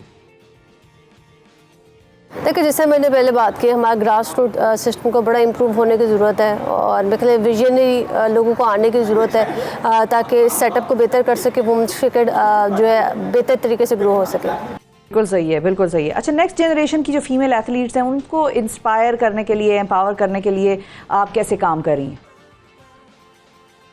देखिए, अब जिस प्लेटफॉर्म में मैं खड़ी हूँ, मेरी कोशिश यही है कि जैसे मदरहुड के बाद मैंने अपनी जर्नी स्टार्ट की, कम बैक किया, यही था कि अपनी जो यंगर जनरेशन को इंस्पायर कर सकूँ कि लड़कियाँ हर टाइम को फेस कर सकती हैं, हार्डशिप्स को फेस कर सकती हैं और अपने करियर को परसूट करती है, साथ साथ अपनी पर्सनल लाइफ को भी बैलेंस कर सकती है। सो मेरा जो पैगाम है वो यही है। बिल्कुल, ये सारे काम कर सकती हैं ख़वातीन। फाइनली मैं चाहूँगा कि जो यंग लड़कियाँ, जो ख़वातीन आपको देख रही हैं आज, पाकिस्तानी लड़कियाँ, दुनिया भर की लड़कियाँ, उनको आप क्या मैसेज देंगी आज के ख़वातीन के सालमी दिन के मौके पर?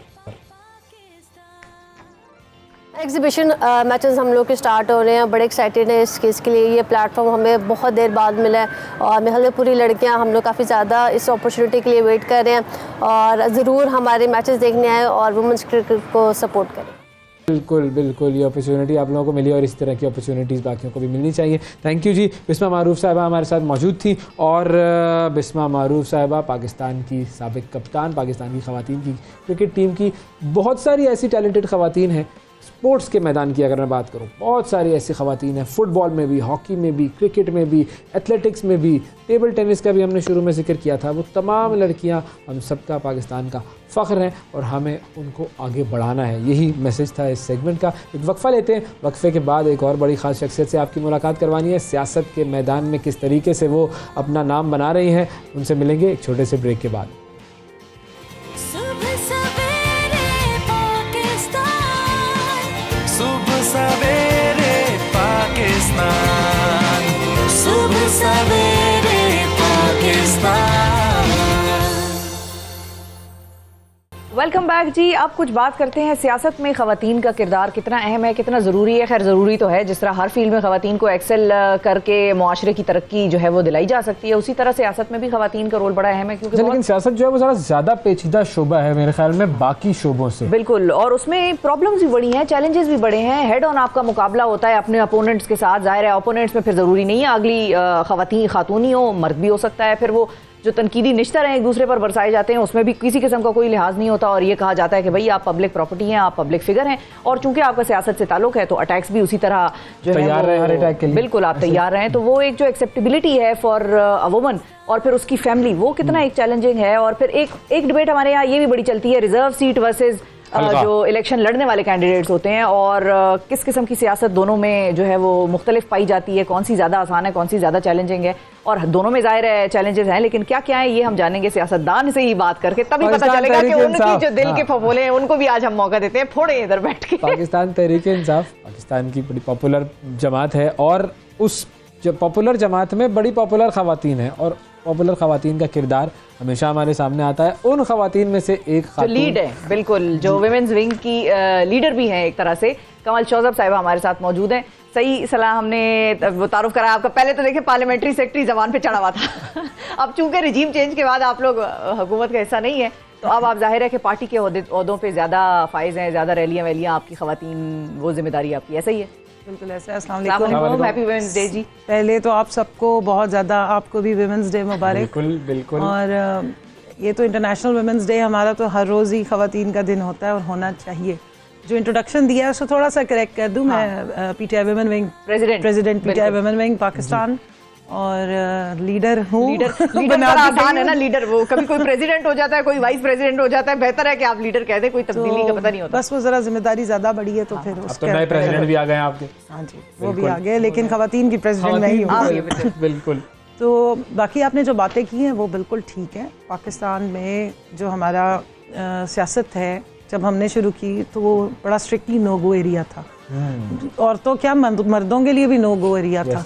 हमारे पेरेंट्स कभी भी, हमारी जो एक लिस्ट होती थी ना कि बड़े होके क्या बनोगे, उसमें सियासत तो दूर दूर तक नहीं होती थी, ना लड़कों के लिए ना लड़कियों के लिए। तो मैं तो हादसाती तौर पे उस तरफ आ गई तो मेरे फादर ने उस पर बड़ा एहतजाज किया। आप लेकिन बड़े बाकी अर्ली टाइम से आई, स्टूडेंट अर्ली लाइफ से टाइम आ पे गई आई। आप। उस वक्त तो उन्होंने मजाक लिया कि ऐसे ही आ गई है, इसकी पार्टी में तो सिर्फ ये और इमरान खान है, सबने इस तरह के मजाक किए। फिर खैर मैं उस वक्त तो मैट्रिक फर्स्ट ईयर में आई थी, तो मैंने पार्टी ज्वाइन कर ली। और उससे पहले मैं शौकत खानम के लिए फंड रेजिंग करती थी, जो हमारे जनरेशन की मेजॉरिटी की एक दास्तान है। किससे 7-6 क्लास में हमने वो 20 रुपीज़ वाली पर्चियाँ बांटनी, इकट्ठी करनी, सारा। तो जिस वक्त पार्टी बनी है उसमें आ गए, तो सबने कहा कि अच्छा ऐसे ही मजाक है, लेकिन उनको नहीं पता था कि ये मजाक नहीं है, ये सीरियस।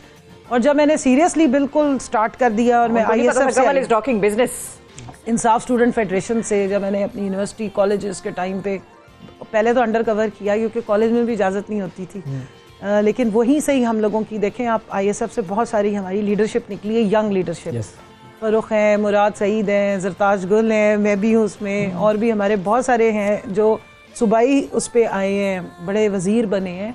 वो सब हम वो लोग हैं जिन्होंने बिल्कुल बुनियादों में ISF डाली थी। लेकिन आपकी पर्सनैलिटी में कोई ख़ास ट्रेट ऐसा था कि आप वो सियासत और उसका जो हंगामा और उसकी जो लीडरी है उसकी तरफ अट्रैक्ट होती थी? नहीं, मेरी जो पर्सनालिटी में एक प्रॉब्लम ये था कि मुझे लोगों के कोई इशू हो रहा होता था ना, तो मैं खुदाई फौजदार के तौर पर छलांग मार देती। और इसमें तो अक्सर नुकसान भी होता है। उसमें मैं लीड हमेशा ले लेती थी, बगैर ये सोचे कि इसका मुझे नुकसान या फ़ायदा हो सकता है या नहीं।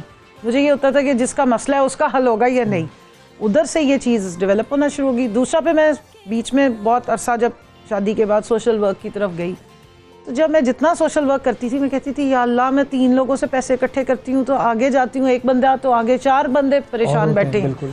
जैसे 1-2 दफ़ा हुआ, मतलब अब ये कोई नुमाइश नहीं है, लेकिन सिर्फ just for the sake of information, एक बच्चे का एक्सीडेंट हुआ था, उसके पेरेंट्स के पास पैसे नहीं थे, वो यहाँ एक प्राइवेट हॉस्पिटल में दाखिल था।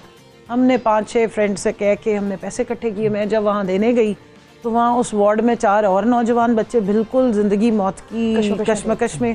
अब मुझे इतना दुख कि या अल्लाह, मैं कोई इनके भी काम आ सकूँ। उसके पेरेंट्स भी आगे कि हमें भी कोई थोड़ी हेल्प कर दें। फिर मैंने सोचा कि यार मैं तो पूरी नहीं पढ़ सकती और ये मेरा काम भी नहीं है, ये तो पॉलिसी लेवल पे चीज़ें होनी चाहिए।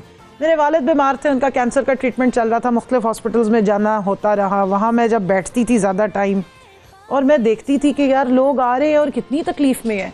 यानी हम लोग तो चलो जैसे भी अफोर्ड कर रहे हैं, वहाँ पे कोई 2 महीने का बच्चा ला रहा है, किसी का मैट्रिक का बच्चा आया हुआ है, किसी का बुजुर्ग बाप आया हुआ है, और लोग बेबसी की तस्वीरें बने हुए। फिर मुझे फील हुआ कि नहीं, ये इस तरह ठीक नहीं होगा, मुझे इसको बहुत सीरियसली लेना पड़ेगा, मुझे पॉलिसी लेवल पे कुछ करना है। और मैं जब भी बनी फ़ौरन ही मैंने आप अभी मुझे पता लगा है नए अहमदपुर शर्किया से होकर आए हैं, वहाँ पे तो बिल्कुल ही दास्तान और है। वहाँ तो गुर्बत का पाकिस्तान की सबसे ज्यादा मल्टी लेयर पॉवर्टी जो है वो उस एरिया में। हाँ, और ये मैं वहाँ पर बता दूं, बाय द वे, हम वहाँ पर मैं रिकॉर्डिंग करी थी तो वहाँ पर कुछ लोग लोकल्स आए हुए थे और वो मुझे दरावर फोर्ट की सैर वैर भी करा रहे थे, इन्फॉर्मेशन भी दे रहे थे, वो जो सीना बसीना कहानियाँ होती हैं। तो वहाँ पर मैंने सवाल पूछा कि आप लोगों का MNA कौन है यहाँ का। तो पहले बड़ी देर वो सोचते रहे, 1-2 मर्दों के नाम लिए और बड़े बेदिली से लिए। फिर उन्होंने कहा एक और भी है गिने। तो मैंने कहा वो कौन? कहते हैं कि वो PTI दीने। तो मैंने कहा वो कौन? कहते हैं कंवल शोजब साहिबा। और ये उन्होंने, मैं आपको हल्फा नहीं ये बता दूं कि उन्होंने कहा आती होती हैं। तो आप कितना ऑफन विजिट करती हैं? और चूंकि आप रिजर्व सीट की अभी MNA थी, लड़कर इलेक्शन नहीं आई थी, ये भी जरा कंपैरिजन बताएं, पार्टियों में भी जो कल्चर है उसके वाले से भी, और लोग कितना सीरियसली लेते हैं एक रिजर्व सीट वाले MNA अच्छा, वहाँ जहाँ जाने की बात है तो जब तक हमारी हुकूमत थी मैं काफ़ी गई और बहुत ज़्यादा ट्रैवल किया और पूरी कोशिश ये थी कि कुछ वहाँ ले जाऊँ, क्योंकि वो तो सहरा है और वहाँ जितना भी पानी डाल दो वो गुम ही हो जाता है। तो उसकी जो प्यास है ना उस इलाके की नहीं है, हर हिसाब से मेरा इलाके को बिल्कुल डिप्राइव रखा गया है। तो पानी पीने का है, मैंने खैर क्योंकि मैं सोशल साइंटिस्ट भी हूँ तो मैं चीज़ों को देखती हूँ कि उसको एक्चुअल में उसका रूट कॉज क्या है। तो किडनी के मैंने जाके वहाँ का जो मेन हॉस्पिटल है उनसे स्टैटिस्टिक्स निकलवाए, 89% लोग किडनी के मर्ज में थे और वो मुझसे मशीनें मांग रहे थे। अच्छा। मैंने जब डिग आउट किया कि इशू क्या है तो उसमें सबसे मेजर इशू पानी था और साथ में उस गंदे पानी से उगने वाली खुराक। तो उससे वहाँ पे 16 साल 15 साल इस उम्र के बच्चे भी ट्रांसप्लांट के लिए बैठे हुए हैं, किडनी ट्रांसप्लांट के लिए। एक फैमिली में 4-4 बच्चों को किडनी का प्रॉब्लम है। तो और अब वो इतने वीक हो जाते हैं कि वो बात भी नहीं कर सकते। तो मैंने फिर खैर वहाँ पानी के लिए कहे और खान साहब ने बड़ी मेहरबानी की। मैं जाती थी तो मुझे कहते थे तुम एक की बजाय 6 प्रोग्राम ले आती हूँ। मैं कि जी कोशिश कर रही हूँ, टाइम कम है कि कुछ चला जाए वहाँ पे। और जहाँ तक आपने रिजर्व सीट, यही मुझे इशू हुआ। हमारे हल्के का जो MNA साहब हैं वो लोटा हो गए थे, समी गिलानी साहब। और मैं जब जाया करती थी वहाँ पे तो सबसे पहले तो उन्होंने मेरे खिलाफ ये प्रोपेगेंडा कराया कि ये तो यहाँ से जीत के नहीं आई हुई है, तो ये तो मेरा हल्का है। हालांकि मेरा अब तो घर वही है, भाई घर वो है, हमारी ज़मीन वहाँ पे, मेरे फादर वहाँ दफन है, तो मैं तो हर वक्त जाना होता था उस जगह से। बिल्कुल। तो फिर मेरे खिलाफ ये प्रोपेगेंडा किया गया कि जी इनका यहाँ आना बंद किया जाए। मैं कहा जी क्यों, आपने हल्का ख़रीद ली है या ये ज़मीन जो है ये आपने अपने ज़िम्मे लगा ली है? सो ये इनसिक्योरिटी बहुत ज़्यादा है। और जो आप कह रही ना रिज़र्व वर्सेस इलेक्टेड, ये बहुत बड़ा इशू चैलेंज है जो हम फेस करते हैं असेंबली में जाके। रिजर्व का होता है आप कौन सा वोट लेकर आएंगे, लेकिन ताना है एक तरह से। हाँ ताना है, और रिजर्व सीट के और भी बहुत स्टिकर्स हैं, बहुत सारे लेबल्स हैं जो हम बिल्कुल फेस करते हैं। कह नहीं सकते यहाँ पे बैठ के। बिल्कुल वो आपको पता है रिजर्व सीट वाली जो है ना, एक बहुत बड़ा ताना है। किसी की आप देखिए कॉन्स्टिट्यूशन आपको जिस वक्त आप ओथ ले लेते हैं तो वो ये खत्म कर देता है कि रिजर्व सीट है या इलेक्टेड सीट है, लेकिन वो डिस्क्रिमिनेशन असेंबली में आपके कोलीग्स के साथ आपको फील होती है, और वो अपने लोग भी कर रहे होते हैं। और वो एक नैरेटिव है ना कि आप कौन सा, आपको तो गिफ्टेड सीट है, ये कोटा सीट मिली है।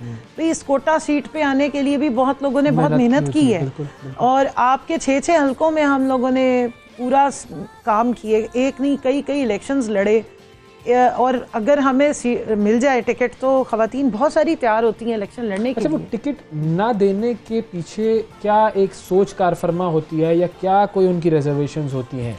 देखिए जो नॉर्मली मैंने ऑब्जर्व किया, एक तो कल्चरल इशू आ जाता है। आदमी जाए ज्यादा वोट वो कहते हैं कि जो एस्टैब्लिश्ड हैं उसको प्रेफर किया जाए कि सीट जीत जाए, बेसिकली सीट तो जीत जाए और नंबर हमारा पूरा हो जाए, क्योंकि parliamentary style of democracy is all about numbers. जो मेजॉरिटी जहां ज्यादा नंबर है वो जीत।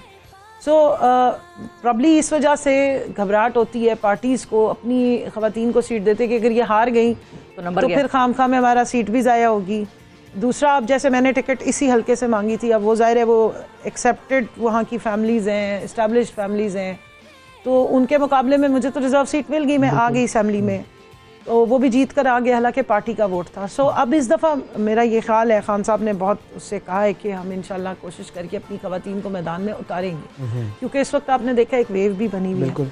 बट आपके फोरम से मैं कहूँगी कि तमाम पार्टीज को ये करना चाहिए। 5% जो है इलेक्शन एक्ट 2017 में इन सारी पार्टीज ने कंसेंसस किया था कि 5% तो देनी ही है, ये नहीं कहा था कि सिर्फ 5% ही देनी है। 5% तो मिनिमम है, उससे हम ऊपर भी जा सकते हैं। और आज क्योंकि लेकिन फिर अब एक और चैलेंज भी इसमें जिक्र करें कि एक मिडिल क्लास, क्योंकि पीटीआई वो जमात खुद को कहती है कि हम मिडिल क्लास लड़के लड़कियों को रास्ता फराहम करते हैं कि वो सियासत में आके अमली किरदार अदा करें। तो एक middle class burger middle class खातून और उसकी फैमिली जहाँ पे वो वडेरों का पैसा या जागीरदाराना पैसा नहीं है, वो इलेक्शन लड़ती है, तो उसको तो फाइनेंशियल बैरियर्स भी बड़े आएंगे, बहुत मुश्किल होगा। हाँ है, क्योंकि देखिए आपकी जो इलेक्शन कमीशन ने एक्चुअल में दी हुई है सारी जो आउटलाइंस लिखाई, उसके मुताबिक तो 10 लाख और 15 लाख बनते हैं। 10 लाख और 15 लाख के तो लोग शायद फ्लायर्स भी उससे ज्यादा छपवा लेते हैं। सही है। अच्छा, दूसरा ये कि पार्टीज में फंड कायम किया जा सकता है। आप अपनी खवातीन को जब उतारते हैं तो आप उनको सपोर्ट दे सकते हैं। अब जैसे हमारा पार्टी का वोट है, अब हमारी शख्सियत से ज्यादा हमारा पार्टी का वोट है। इस वक्त हम लोगों ने भल्ले को और इमरान खान को वोट डालना है और डाला है। किसी को भी आप खड़ा कर दें, वो सिर्फ जाके ये देखते हैं कि पार्टी का वोट है, का लीडर कौन है। अल्लाह मगफिरत फरमाए, आमिर लियाकत खान को भी लोगों ने वोट डाल दिए थे, और साथ कईयों ने हमें मैसेज भी किए थे कि आंसू निकल रहे हैं हमारी आंखों से, लेकिन हम ठप्पे लगा रहे हैं। होता है और हर पार्टी के साथ कई जगहों पे ऐसा होता है कि कैंडिडेट आप ऐसा खड़ा कर देते हैं जिसको लोग वहाँ शायद पसंद नहीं करते, बट वो सिर्फ हमारी पार्टी को वोट दे रहे थे। तो इस माहौल में ये जो वेव बनी हुई है, इसमें बहुत चांसेस हैं कि बहुत सारी खवातीन जो पार्टी के फेसेस हैं वो आगे आ सकते हैं और आने चाहिए। और जो शहरी हलके होते हैं, जो आसान हलके होते हैं, जहाँ पे वैसे ही पार्टी के नाम पे लोग जाके वोट डालते हैं और आपको कैंपेन पे बहुत लंबे खर्चे करने की ज़रूरत नहीं होती, वहाँ पे हम पार्टी की खवातीन को एडजस्ट कर सकते हैं, उनको लाना चाहिए।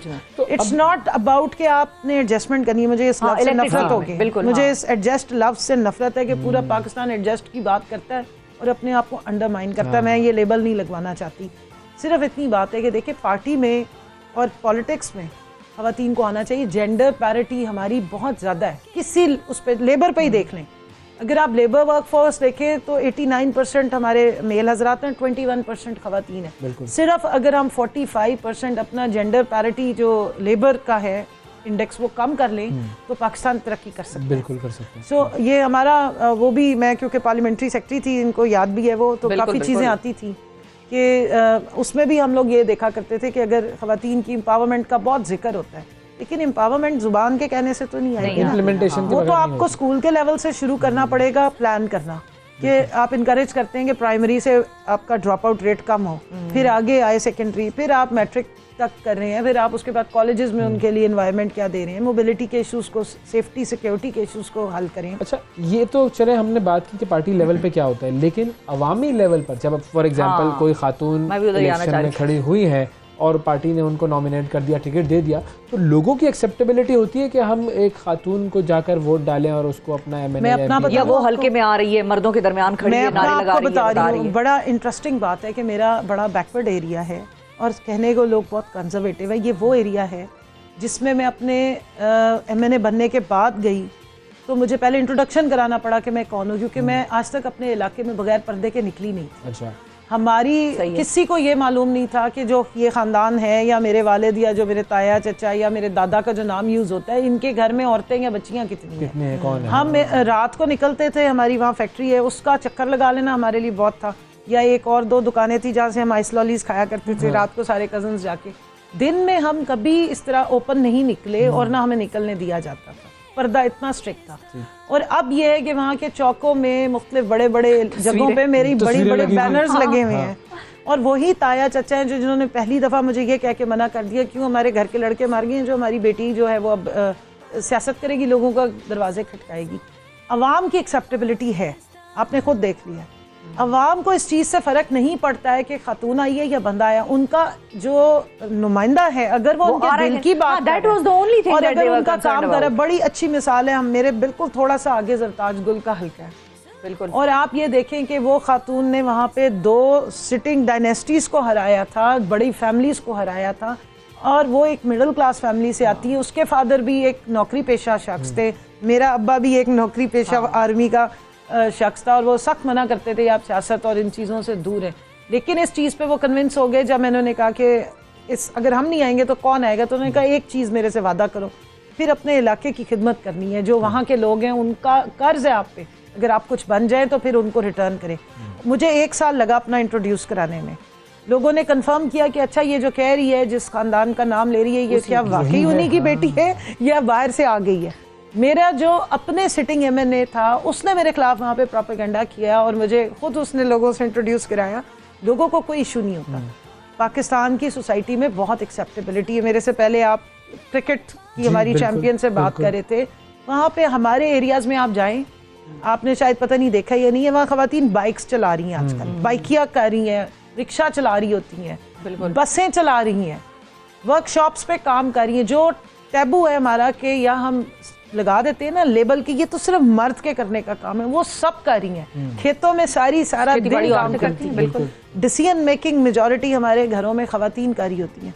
हमने सिर्फ अपने आप के ऊपर एक लाफ चढ़ाया हुआ है और ख़ुद हम सोचते हैं, और ये प्रॉब्लम भी हमारा शायद मिडिल क्लास का ज़्यादा है। बिल्कुल, हमारी जो दूसरी काम वर्किंग क्लास है वहाँ पे नहीं है, वहाँ मजबूरियाँ भी फिर ज़्यादा है और वहाँ पर वो इशू भी है। वो सारे मिलके सुबह निकलते हैं। पर्सनल उस पर जरा आए कि सियासत में आने के बाद जो कहते हैं ना बेस्ट मोमेंट्स या बेस्ट थिंग्स के आप कहती हैं कि अगर मैं ये ना आती सियासत में तो मैं तो ये चीज़ें सारी मुझसे तो रह जाती, मैं तो देख ही ना सकती, मेरा ये एक्सपीरियंस ही ना होता। एक वो अच्छी चीज़ें भी बताइएगा सियासत की, और फिर वो पिंचिंग पॉइंट्स बताइएगा सियासत के कि जब आप आ गए हैं तो फिर अब ये कड़वे घूंट हैं, ये पीने पड़ेंगे। देखिए, पिंचिंग पहले बताती हूँ, अच्छी बात है। कई दफ़ा बंदा इतना टूट जाता है जब शोजब साहब का नाम मत लीजिएगा, मैं नहीं ले रही, नहीं पिंचिंग में उनका नाम नहीं आना चाहिए। नहीं, उनका मैं सपोर्टिंग में बताऊंगी। मैं शोजब भाई देखें, याद रखा है मैंने आपको, मैं उनका नाम बल्कि हमेशा क्रेडिट उनको देती हूँ कि जब मुझे सारों ने मना कर दिया कि आप नहीं जा सकती, तो he was the only one. बल्कि मुझे मेरे ताया चचा ने, जब मैंने कहा मैंने अहमदपुर से इलेक्शन लड़ना, कहा जाओ अपने मियाँ से कहो वो तुम्हें सियासत कराए, हमारा नाम नहीं लेना है, किसी को ना पता लगे कि आप हमारे नाम पे सियासत And then Shozab was the one जो के मैंने तो हमेशा कमल शोजब से आगे कभी इंट्रोड्यूस ही नहीं कराया कि मेरा कोई फैमिली बैकग्राउंड ऐसा है कि सियासत में उनका इन्फ्लुएंस भी रहा, या किसी और पार्टीज में भी उनकी बड़ी वो तगड़े रहे हैं। मैंने तो सिवाय अपनी ज़ात के और अपने खाविन के नाम के कोई बात ही नहीं। और जितनी मेहनत की, मुझे इस बात पे बहुत फख्र है कि जो कुछ मैं हूँ आज अपनी मेहनत की वजह से, बिल्कुल कोई लेबल मैंने यूज़ नहीं किया, मैंने बिल्कुल ग्रास रूट से स्टार्ट किया, विदाउट मतलब हैविंग के बहुत बड़ा कोई बैकग्राउंड दिखाती रही, या मैंने अपना कोई कार्ड शो किए कि जी मैं ज्वाइन ऐसे करूँगी। पिंचिंग पॉइंट ये है कि जब आप बहुत मेहनत के बाद आए और आप पे यही लेबल लगे कि अच्छा ये तो फलां की वजह से आई है, नहीं ये फलां की वजह से आई है, वो थोड़े हमारा जो हमारा बड़ा एक कल्चरल वैल्यूज़ वाली वो है सोसाइटी। लेकिन जब आप ख़वातीन किसी उसमें आ जाती हैं, किसी भी फील्ड में आ जाएं, तो पता नहीं हमारे साथ जो कलीग्स होते हैं या हमारे साथ जो काम करने वाले लोग होते हैं, वो सारा वैल्यू सेट उस खातून से हटा के क्यों। और कई दफ़ा ऐसी जेलसी होती है, कई दफ़ा ऐसी कैंपेन चल जाती है। अभी रिसेंटली मैंने बहुत बड़ा एक खौफनाक झटका फेस किया, बिल्कुल, कि उससे उस टाइम पे निकलना वो होता ही इसलिए कि आपको तोड़ने के लिए, आपको स्टॉप करने के लिए। तो पहली दफ़ा तो वो जब गोला लगता है आके, तो बंदा कहता है यार ये हम क्यों कर रहे हैं ये सारा कुछ, खाम में कर रहे हैं ना, हम पैसे बनाते हैं ना हम पावर का एक्सप्लॉइट करते हैं, तो सारा कुछ क्या फायदा फिर सियासत में आने का। तो बस वो इस फायदा वो है ना कि जब आप जाएं, अब वो अच्छे पॉइंट्स जब आप जाएं और लोग नाम इतने बड़े इलाके में जाके आपने नाम किया और किसी एक ने भी अगर नाम ले किया कि आती रही हैं, अगर आपको एक्नॉलेजमेंट मिल रही है ना, तो समझे कि आपकी मेहनत जो है वो लग गई उस जगह पे जहाँ पहुँचाना चाह रहे थे। अभी तो खैर स्टार्ट है। बिल्कुल। दूसरा ये है कि जब आप पॉलिसी डिसीजन मेकिंग कर रहे होते हैं, जब असेंबली में बैठ के कोई अच्छा काम आपके हाथ से हो रहा है, अब जैसे मैंने एक डीवॉर्मिंग का इशू वो स्टार्ट की थी कैंपेन, आज वो पूरे पाकिस्तान में चल रही है। आज वो सरकारी स्कूलों से निकल के प्राइवेट स्कूल्स में, ये वो फाइल थी जो 2 दिन बाद डस्टबिन में जा रही थी, इसका एक्सपायर हो रही थी, ख़त्म हो रहा था, तो मैंने वो इनिशिएटिव उठा लिया और वो आज पूरे पाकिस्तान में छोटा वो उसका लो कॉस्ट लेकिन हाई इम्पैक्ट। ये जो बच्चों को स्टंटिंग का प्रॉब्लम है, वो अगर आप इससे काबू कर लें, तो आपकी जब प्रॉपर रिप्रेजेंटेशन हो रही है किसी फोरम पे, आप छोटे छोटे इनिशिएटिव्स लेते हैं। CRVS स्टार्ट कराया था और कई है। मैं कल एक जगह गई हुई थी, उन्होंने मेरे इंट्रोडक्शन में कहा कि इन्होंने ये काम किए थे, मुझे खुद याद नहीं थे क्योंकि ये करती रही हूँ, क्योंकि अब आजकल 10-11 महीने से तो आप लोग उन चीज़ों से बिल्कुल डिटैच हुए हैं। जेल की यात्रा के काम रह गए हैं आप लोगों के। जेल भी गई थी, जेल मिलने गई थी, खवातीन को मिल के आई थी, और अंदर जब मैंने बहुत सारी खवातीन और छोटे बच्चों को देखा और ये देखा कि बेगुनाह कई लोग 5-5 सालों से पड़े हैं, तो मैंने उस पर भी आके काम स्टार्ट किया था कि इन खवातीन के जुवेनाइल्स के लिए हम क्या कर सकते हैं, गवर्नमेंट के लेवल पे इनको कैसे हम दे सकते हैं, वकील होना चाहिए, इनके केसेस करें, क्योंकि हमें अंदाज़ा है कि वकील के साथ या ये सारे पैसे भरना मुश्किल काम है। हाँ। फिर मेरी फ्रेंड है मलिका, आप जानते हैं, उन्होंने कितने ज़बरदस्त इनिशिएटिव अपनी लॉ मिनिस्ट्री में लिए कि खवातीन के जो विरासत के हकूक़ हैं, हरासमेंट के अगेंस्ट काम, अब 15 दिन के अंदर अंदर आप एक फॉर्म सिर्फ फिल करके बेसिक देते हैं और नादरा में आपका वो विरासती हक जो है वो खुद ही डिवाइड करके आप तक पहुंच जाता है। ये इतना बड़ा इशू था कि लोगों को उनका हक ही नहीं मिलता था कितने अरसे तक। सो ये छोटे छोटे काम हैं जिसका इम्पैक्ट ज़्यादा है।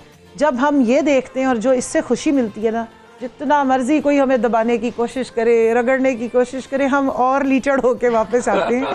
क्योंकि एक चीज़ और है जो मैं लास्ट कहूँगी कि बच्चियों के लिए, हमारी बच्चियों के लिए, जो हमारी अगली जनरेशन है, उनकी जो लिस्ट है ना, मैं चाहती हूँ कि उसमें नंबर 1 पे पॉलिटिक्स हो। क्योंकि अगर पाकिस्तान को हमने चेंज करना है ना, तो हमें ये डिस्करेज करने का, पुश बैक करने की, ये जितनी ये जो ख़वातीन के अगेंस्ट के जो कैंपेन्स चलती हैं, इसको हमें मिल के इनकाउंटर करना है। और प्रॉब्ली हम लोग वो जनरेशन है जिसने रास्ता खोलना है अपने आने वाले दूसरे बच्चों के लिए। क्योंकि हम लोग कहा करते थे कि भाई सियासत पे तो बात ना करो, अभी भी बहुत हमारे पुराने लोग कहेंगे सियासत पे बात ना करो, लेकिन अब मुझे इतनी खुशी होती है, आप किसी जगह चले जाएं, कोई किटी पार्टी है, कोई शादी है, कोई खाना है, सिर्फ बात ही सियासत पे होती है। और क्रेडिट खान साहब को जाता है, उन्होंने सियासत को पाकिस्तान में एक एक्सेप्टेबिलिटी दिलवाई, कर दिया, बच्चा जो न्यू जनरेशन थी उसको स्टेक होल्डर बनाया है। अब हर कोई अपना हक समझता है कि मेरे मुल्क के साथ अगर कुछ हो रहा है, अगर कोई पॉलिटिशियन या कोई और कुछ भी कर रहे हैं, तो उसके एक्शंस पे वो नजर रखते हैं। हाँ। और उसका जो इम्पैक्ट है उसको वो पहले से कैलकुलेट कर लेते हैं। ये इतनी बड़ी चेंज है, ये हमारी से पहले और हमारी जनरेशन में नहीं थी। लेकिन खान साहब सियासतदान नहीं, उनको सियासत नहीं आती, ये भी बहुत सारे लोग कहते हैं। वो लीडर हैं, छोड़ दे, उनको घटिया सियासत नहीं आती, उनको पाकिस्तान की बेहतरी का हर काम आता है। अच्छा, जो खवातीन वाली बात हम कर रहे थे कि एक तो चले पार्टी की एक्सेप्टेबिलिटी कम होती है, ये चीज़ अक्रॉस द बोर्ड सारी पार्टियों में ही है। ज़ाहिर है आपकी दोस्तियाँ और आपका जो ताल्लुक होता है, मिलना जुलना, वो बाकी पार्टीज़ की खवातीन से भी होता है, वहाँ के भी मसाइल यही हैं सबके। मैंने सबकी बात की। देखिए, हमारे से अलग पार्टीज़ का ये फ़र्क है, मैं अपनी पार्टी को एक क्रेडिट दूंगी आन साहब माशाल्लाह 4 बहनों के भाई हैं, ना कोई बहन सूबाई असम्बली में, ना किसी नेशनल असम्बली में आई, ना सेनेट में आई। आन साहब ने अपने वर्कर्स को आगे लाए, हमें इनकरेज किया, अगर हमने काम किया तो हमें मौका मिला, आगे इंशाल्लाह और लोगों को भी मौका मिलेगा। सूबाई असम्बलियों में भी देखें कितनी उनकी वर्कर्स सारी बैठी हैं। लेकिन अपनी पार्टी भी तो काटती है, मतलब वो चाहे मर्द हो एक या औरत हो, नेचुरल वो देखे ना, उसमें कंपटीशन आता है। पार्टी ने तो आपको फोरम दिया है ना, ये तो लोगों का एटीट्यूड है। दूसरी पार्टीज का हमसे ये फर्क है कि वहाँ पे तो ऊपर वाली सीट्स तो रिजर्व हैं, रिजर्व सीट उस तरह नहीं है, अपने लोगों के लिए पक्की है, उस पर तो आप बात ही नहीं कर सकते।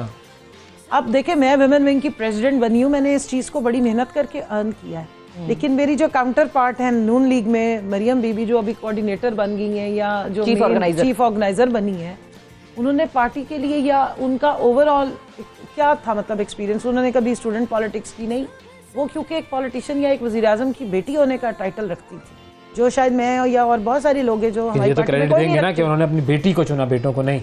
बड़ा अच्छा किया, जिसमें वुमेन्स डे पे अहम पैगाम वो उन्होंने वही रिवायत रखी ना जो दूसरी साइड की रिवायत थी, उन्होंने भी अपनी बेटी को चुन के आगे किया था, लेकिन बेनज़ीर साहिबा की आप बात करते और फिर आगे इसी तरह ही चल रहा है। तो वो उसमें आपके जो बाकी खवातीन होती हैं उनको आई थिंक इतना जो पार्टी की जो वर्कर एक होता है जो ग्रास रूट से एक मेरिट पे आ रहा होता है, वो फिर उसको ये तो पता है कि भाई यहाँ तो हम नहीं पहुँच सकते ना, ये तो हमारा नो गो एरिया है। अच्छा, अब जब जैसे यूनिवर्सिटीज़ में भी आप जाती हैं, यंगस्टर्स से इंटरेक्ट करती हैं, तो अब जो लड़कियां हैं कॉलेज और यूनिवर्सिटीज़ में, आप जब उनका कंपैरिजन अपने आप से करती हैं कि मेरे अंदर तो ये जोश था और मैं आ गई थी सियासत में, तो वो थोड़ा सा आपको नजर आता है आज की लड़कियों अच्छा, हम लोग जो है ना, इग्नोरेंस इज ब्लिस, हमें पता नहीं था कि हम क्या कर रहे हैं। अच्छा जब हम करते हमारा ये भी कोई एम नहीं था कि हमने असेंबली में जाना है, हमें बस ये जुनून था कि इमरान खान को वजीर आजम बनाना है। तो जब साथी तौर पे हम सारे बन भी गए तो फिर हमने रियलाइज किया कि यार ये तो हम बहुत बड़े समंदर में आ गए। अभी जो बच्चे हैं ना वो बहुत तेज हैं, वो कैलकुलेटेड होते हैं, उनको पता होता है हमने कैसे कहाँ पहुँचना है। लेकिन अभी का फर्क है, देखिए हम लोग जब मिलते हैं ना तो, और हमें ज़्यादा मिलना चाहिए, लोगों के दिमाग में सियासतदान का बहुत बुरा इमेज है। वो जब हमसे मिलते हैं उनको लगता है यार ये नॉर्मल हमारे जैसे ही लोग हैं, कोई बेचारे हमारे तरह के भी आ सकते हैं जिनके पास बहुत ज़्यादा पैसा नहीं था, बहुत इन्फ्लुएंस नहीं था, लेकिन वो आए हैं और वो बहुत सारे काम कर रहे हैं। तो उधर से मैंने देखा है कि एक ना बहुत अच्छा एक उनका और हमारा रिलेशनशिप भी बनता है, और बच्चे या जो यंग जनरेशन है वो बहुत एक्साइटेड होते हैं, वो बड़ा आइडियलाइज कर रहे हैं, क्योंकि ये वाली क्लास जो थी मिडिल क्लास, इसका तो आप इमेजिन नहीं कर सकते थे कि ये कभी असेंबलीज में जा सकती है। यही है वो चेंज जो कि हमें अपनी सोसाइटी में लेकर आना है। एक ये यंगस्टर्स आए और दूसरा ये कि खवातीन की तादाद में हर फील्ड में इजाफा हो। और शुक्रिया अदा करेंगे कवल आपका, वक्त दिया आपने, और खवातीन के आलमी दिन की एक मरतबा फिर आपको और आपके साथ की जितनी भी खवातीन एक चीज रहेगी और हस्बैंड्स को भी जिन्होंने सपोर्ट किया, क्योंकि हर अच्छी और जो क्या कहते हैं कामयाब औरत है उसके पीछे एक शौजा होता है, उसके पीछे मर्दों का हाथ होता है, उसका बाप, उसका खामिन या उसका भाई उसको वो कॉन्फिडेंस देता है। ये मिलके माशरा चलता है, आइसोलेशन में कोई काम नहीं हो रहा। सबसे इम्पोर्टेंट। थैंक यू जी नाजरीन, तो आज के प्रोग्राम में इतना ही। आप सबको एक मरतबा फिर खवातीन के आलमी दिन की मुबारकबाद। कल आपसे फिर मुलाकात करेंगे, उस वक्त तक के लिए इजाज़त दीजिए। अल्लाह हाफिज़। सुबह सवेरे पाकिस्तान, सुबह सवेरे पाकिस्तान, सुबह सवेरे पाकिस्तान।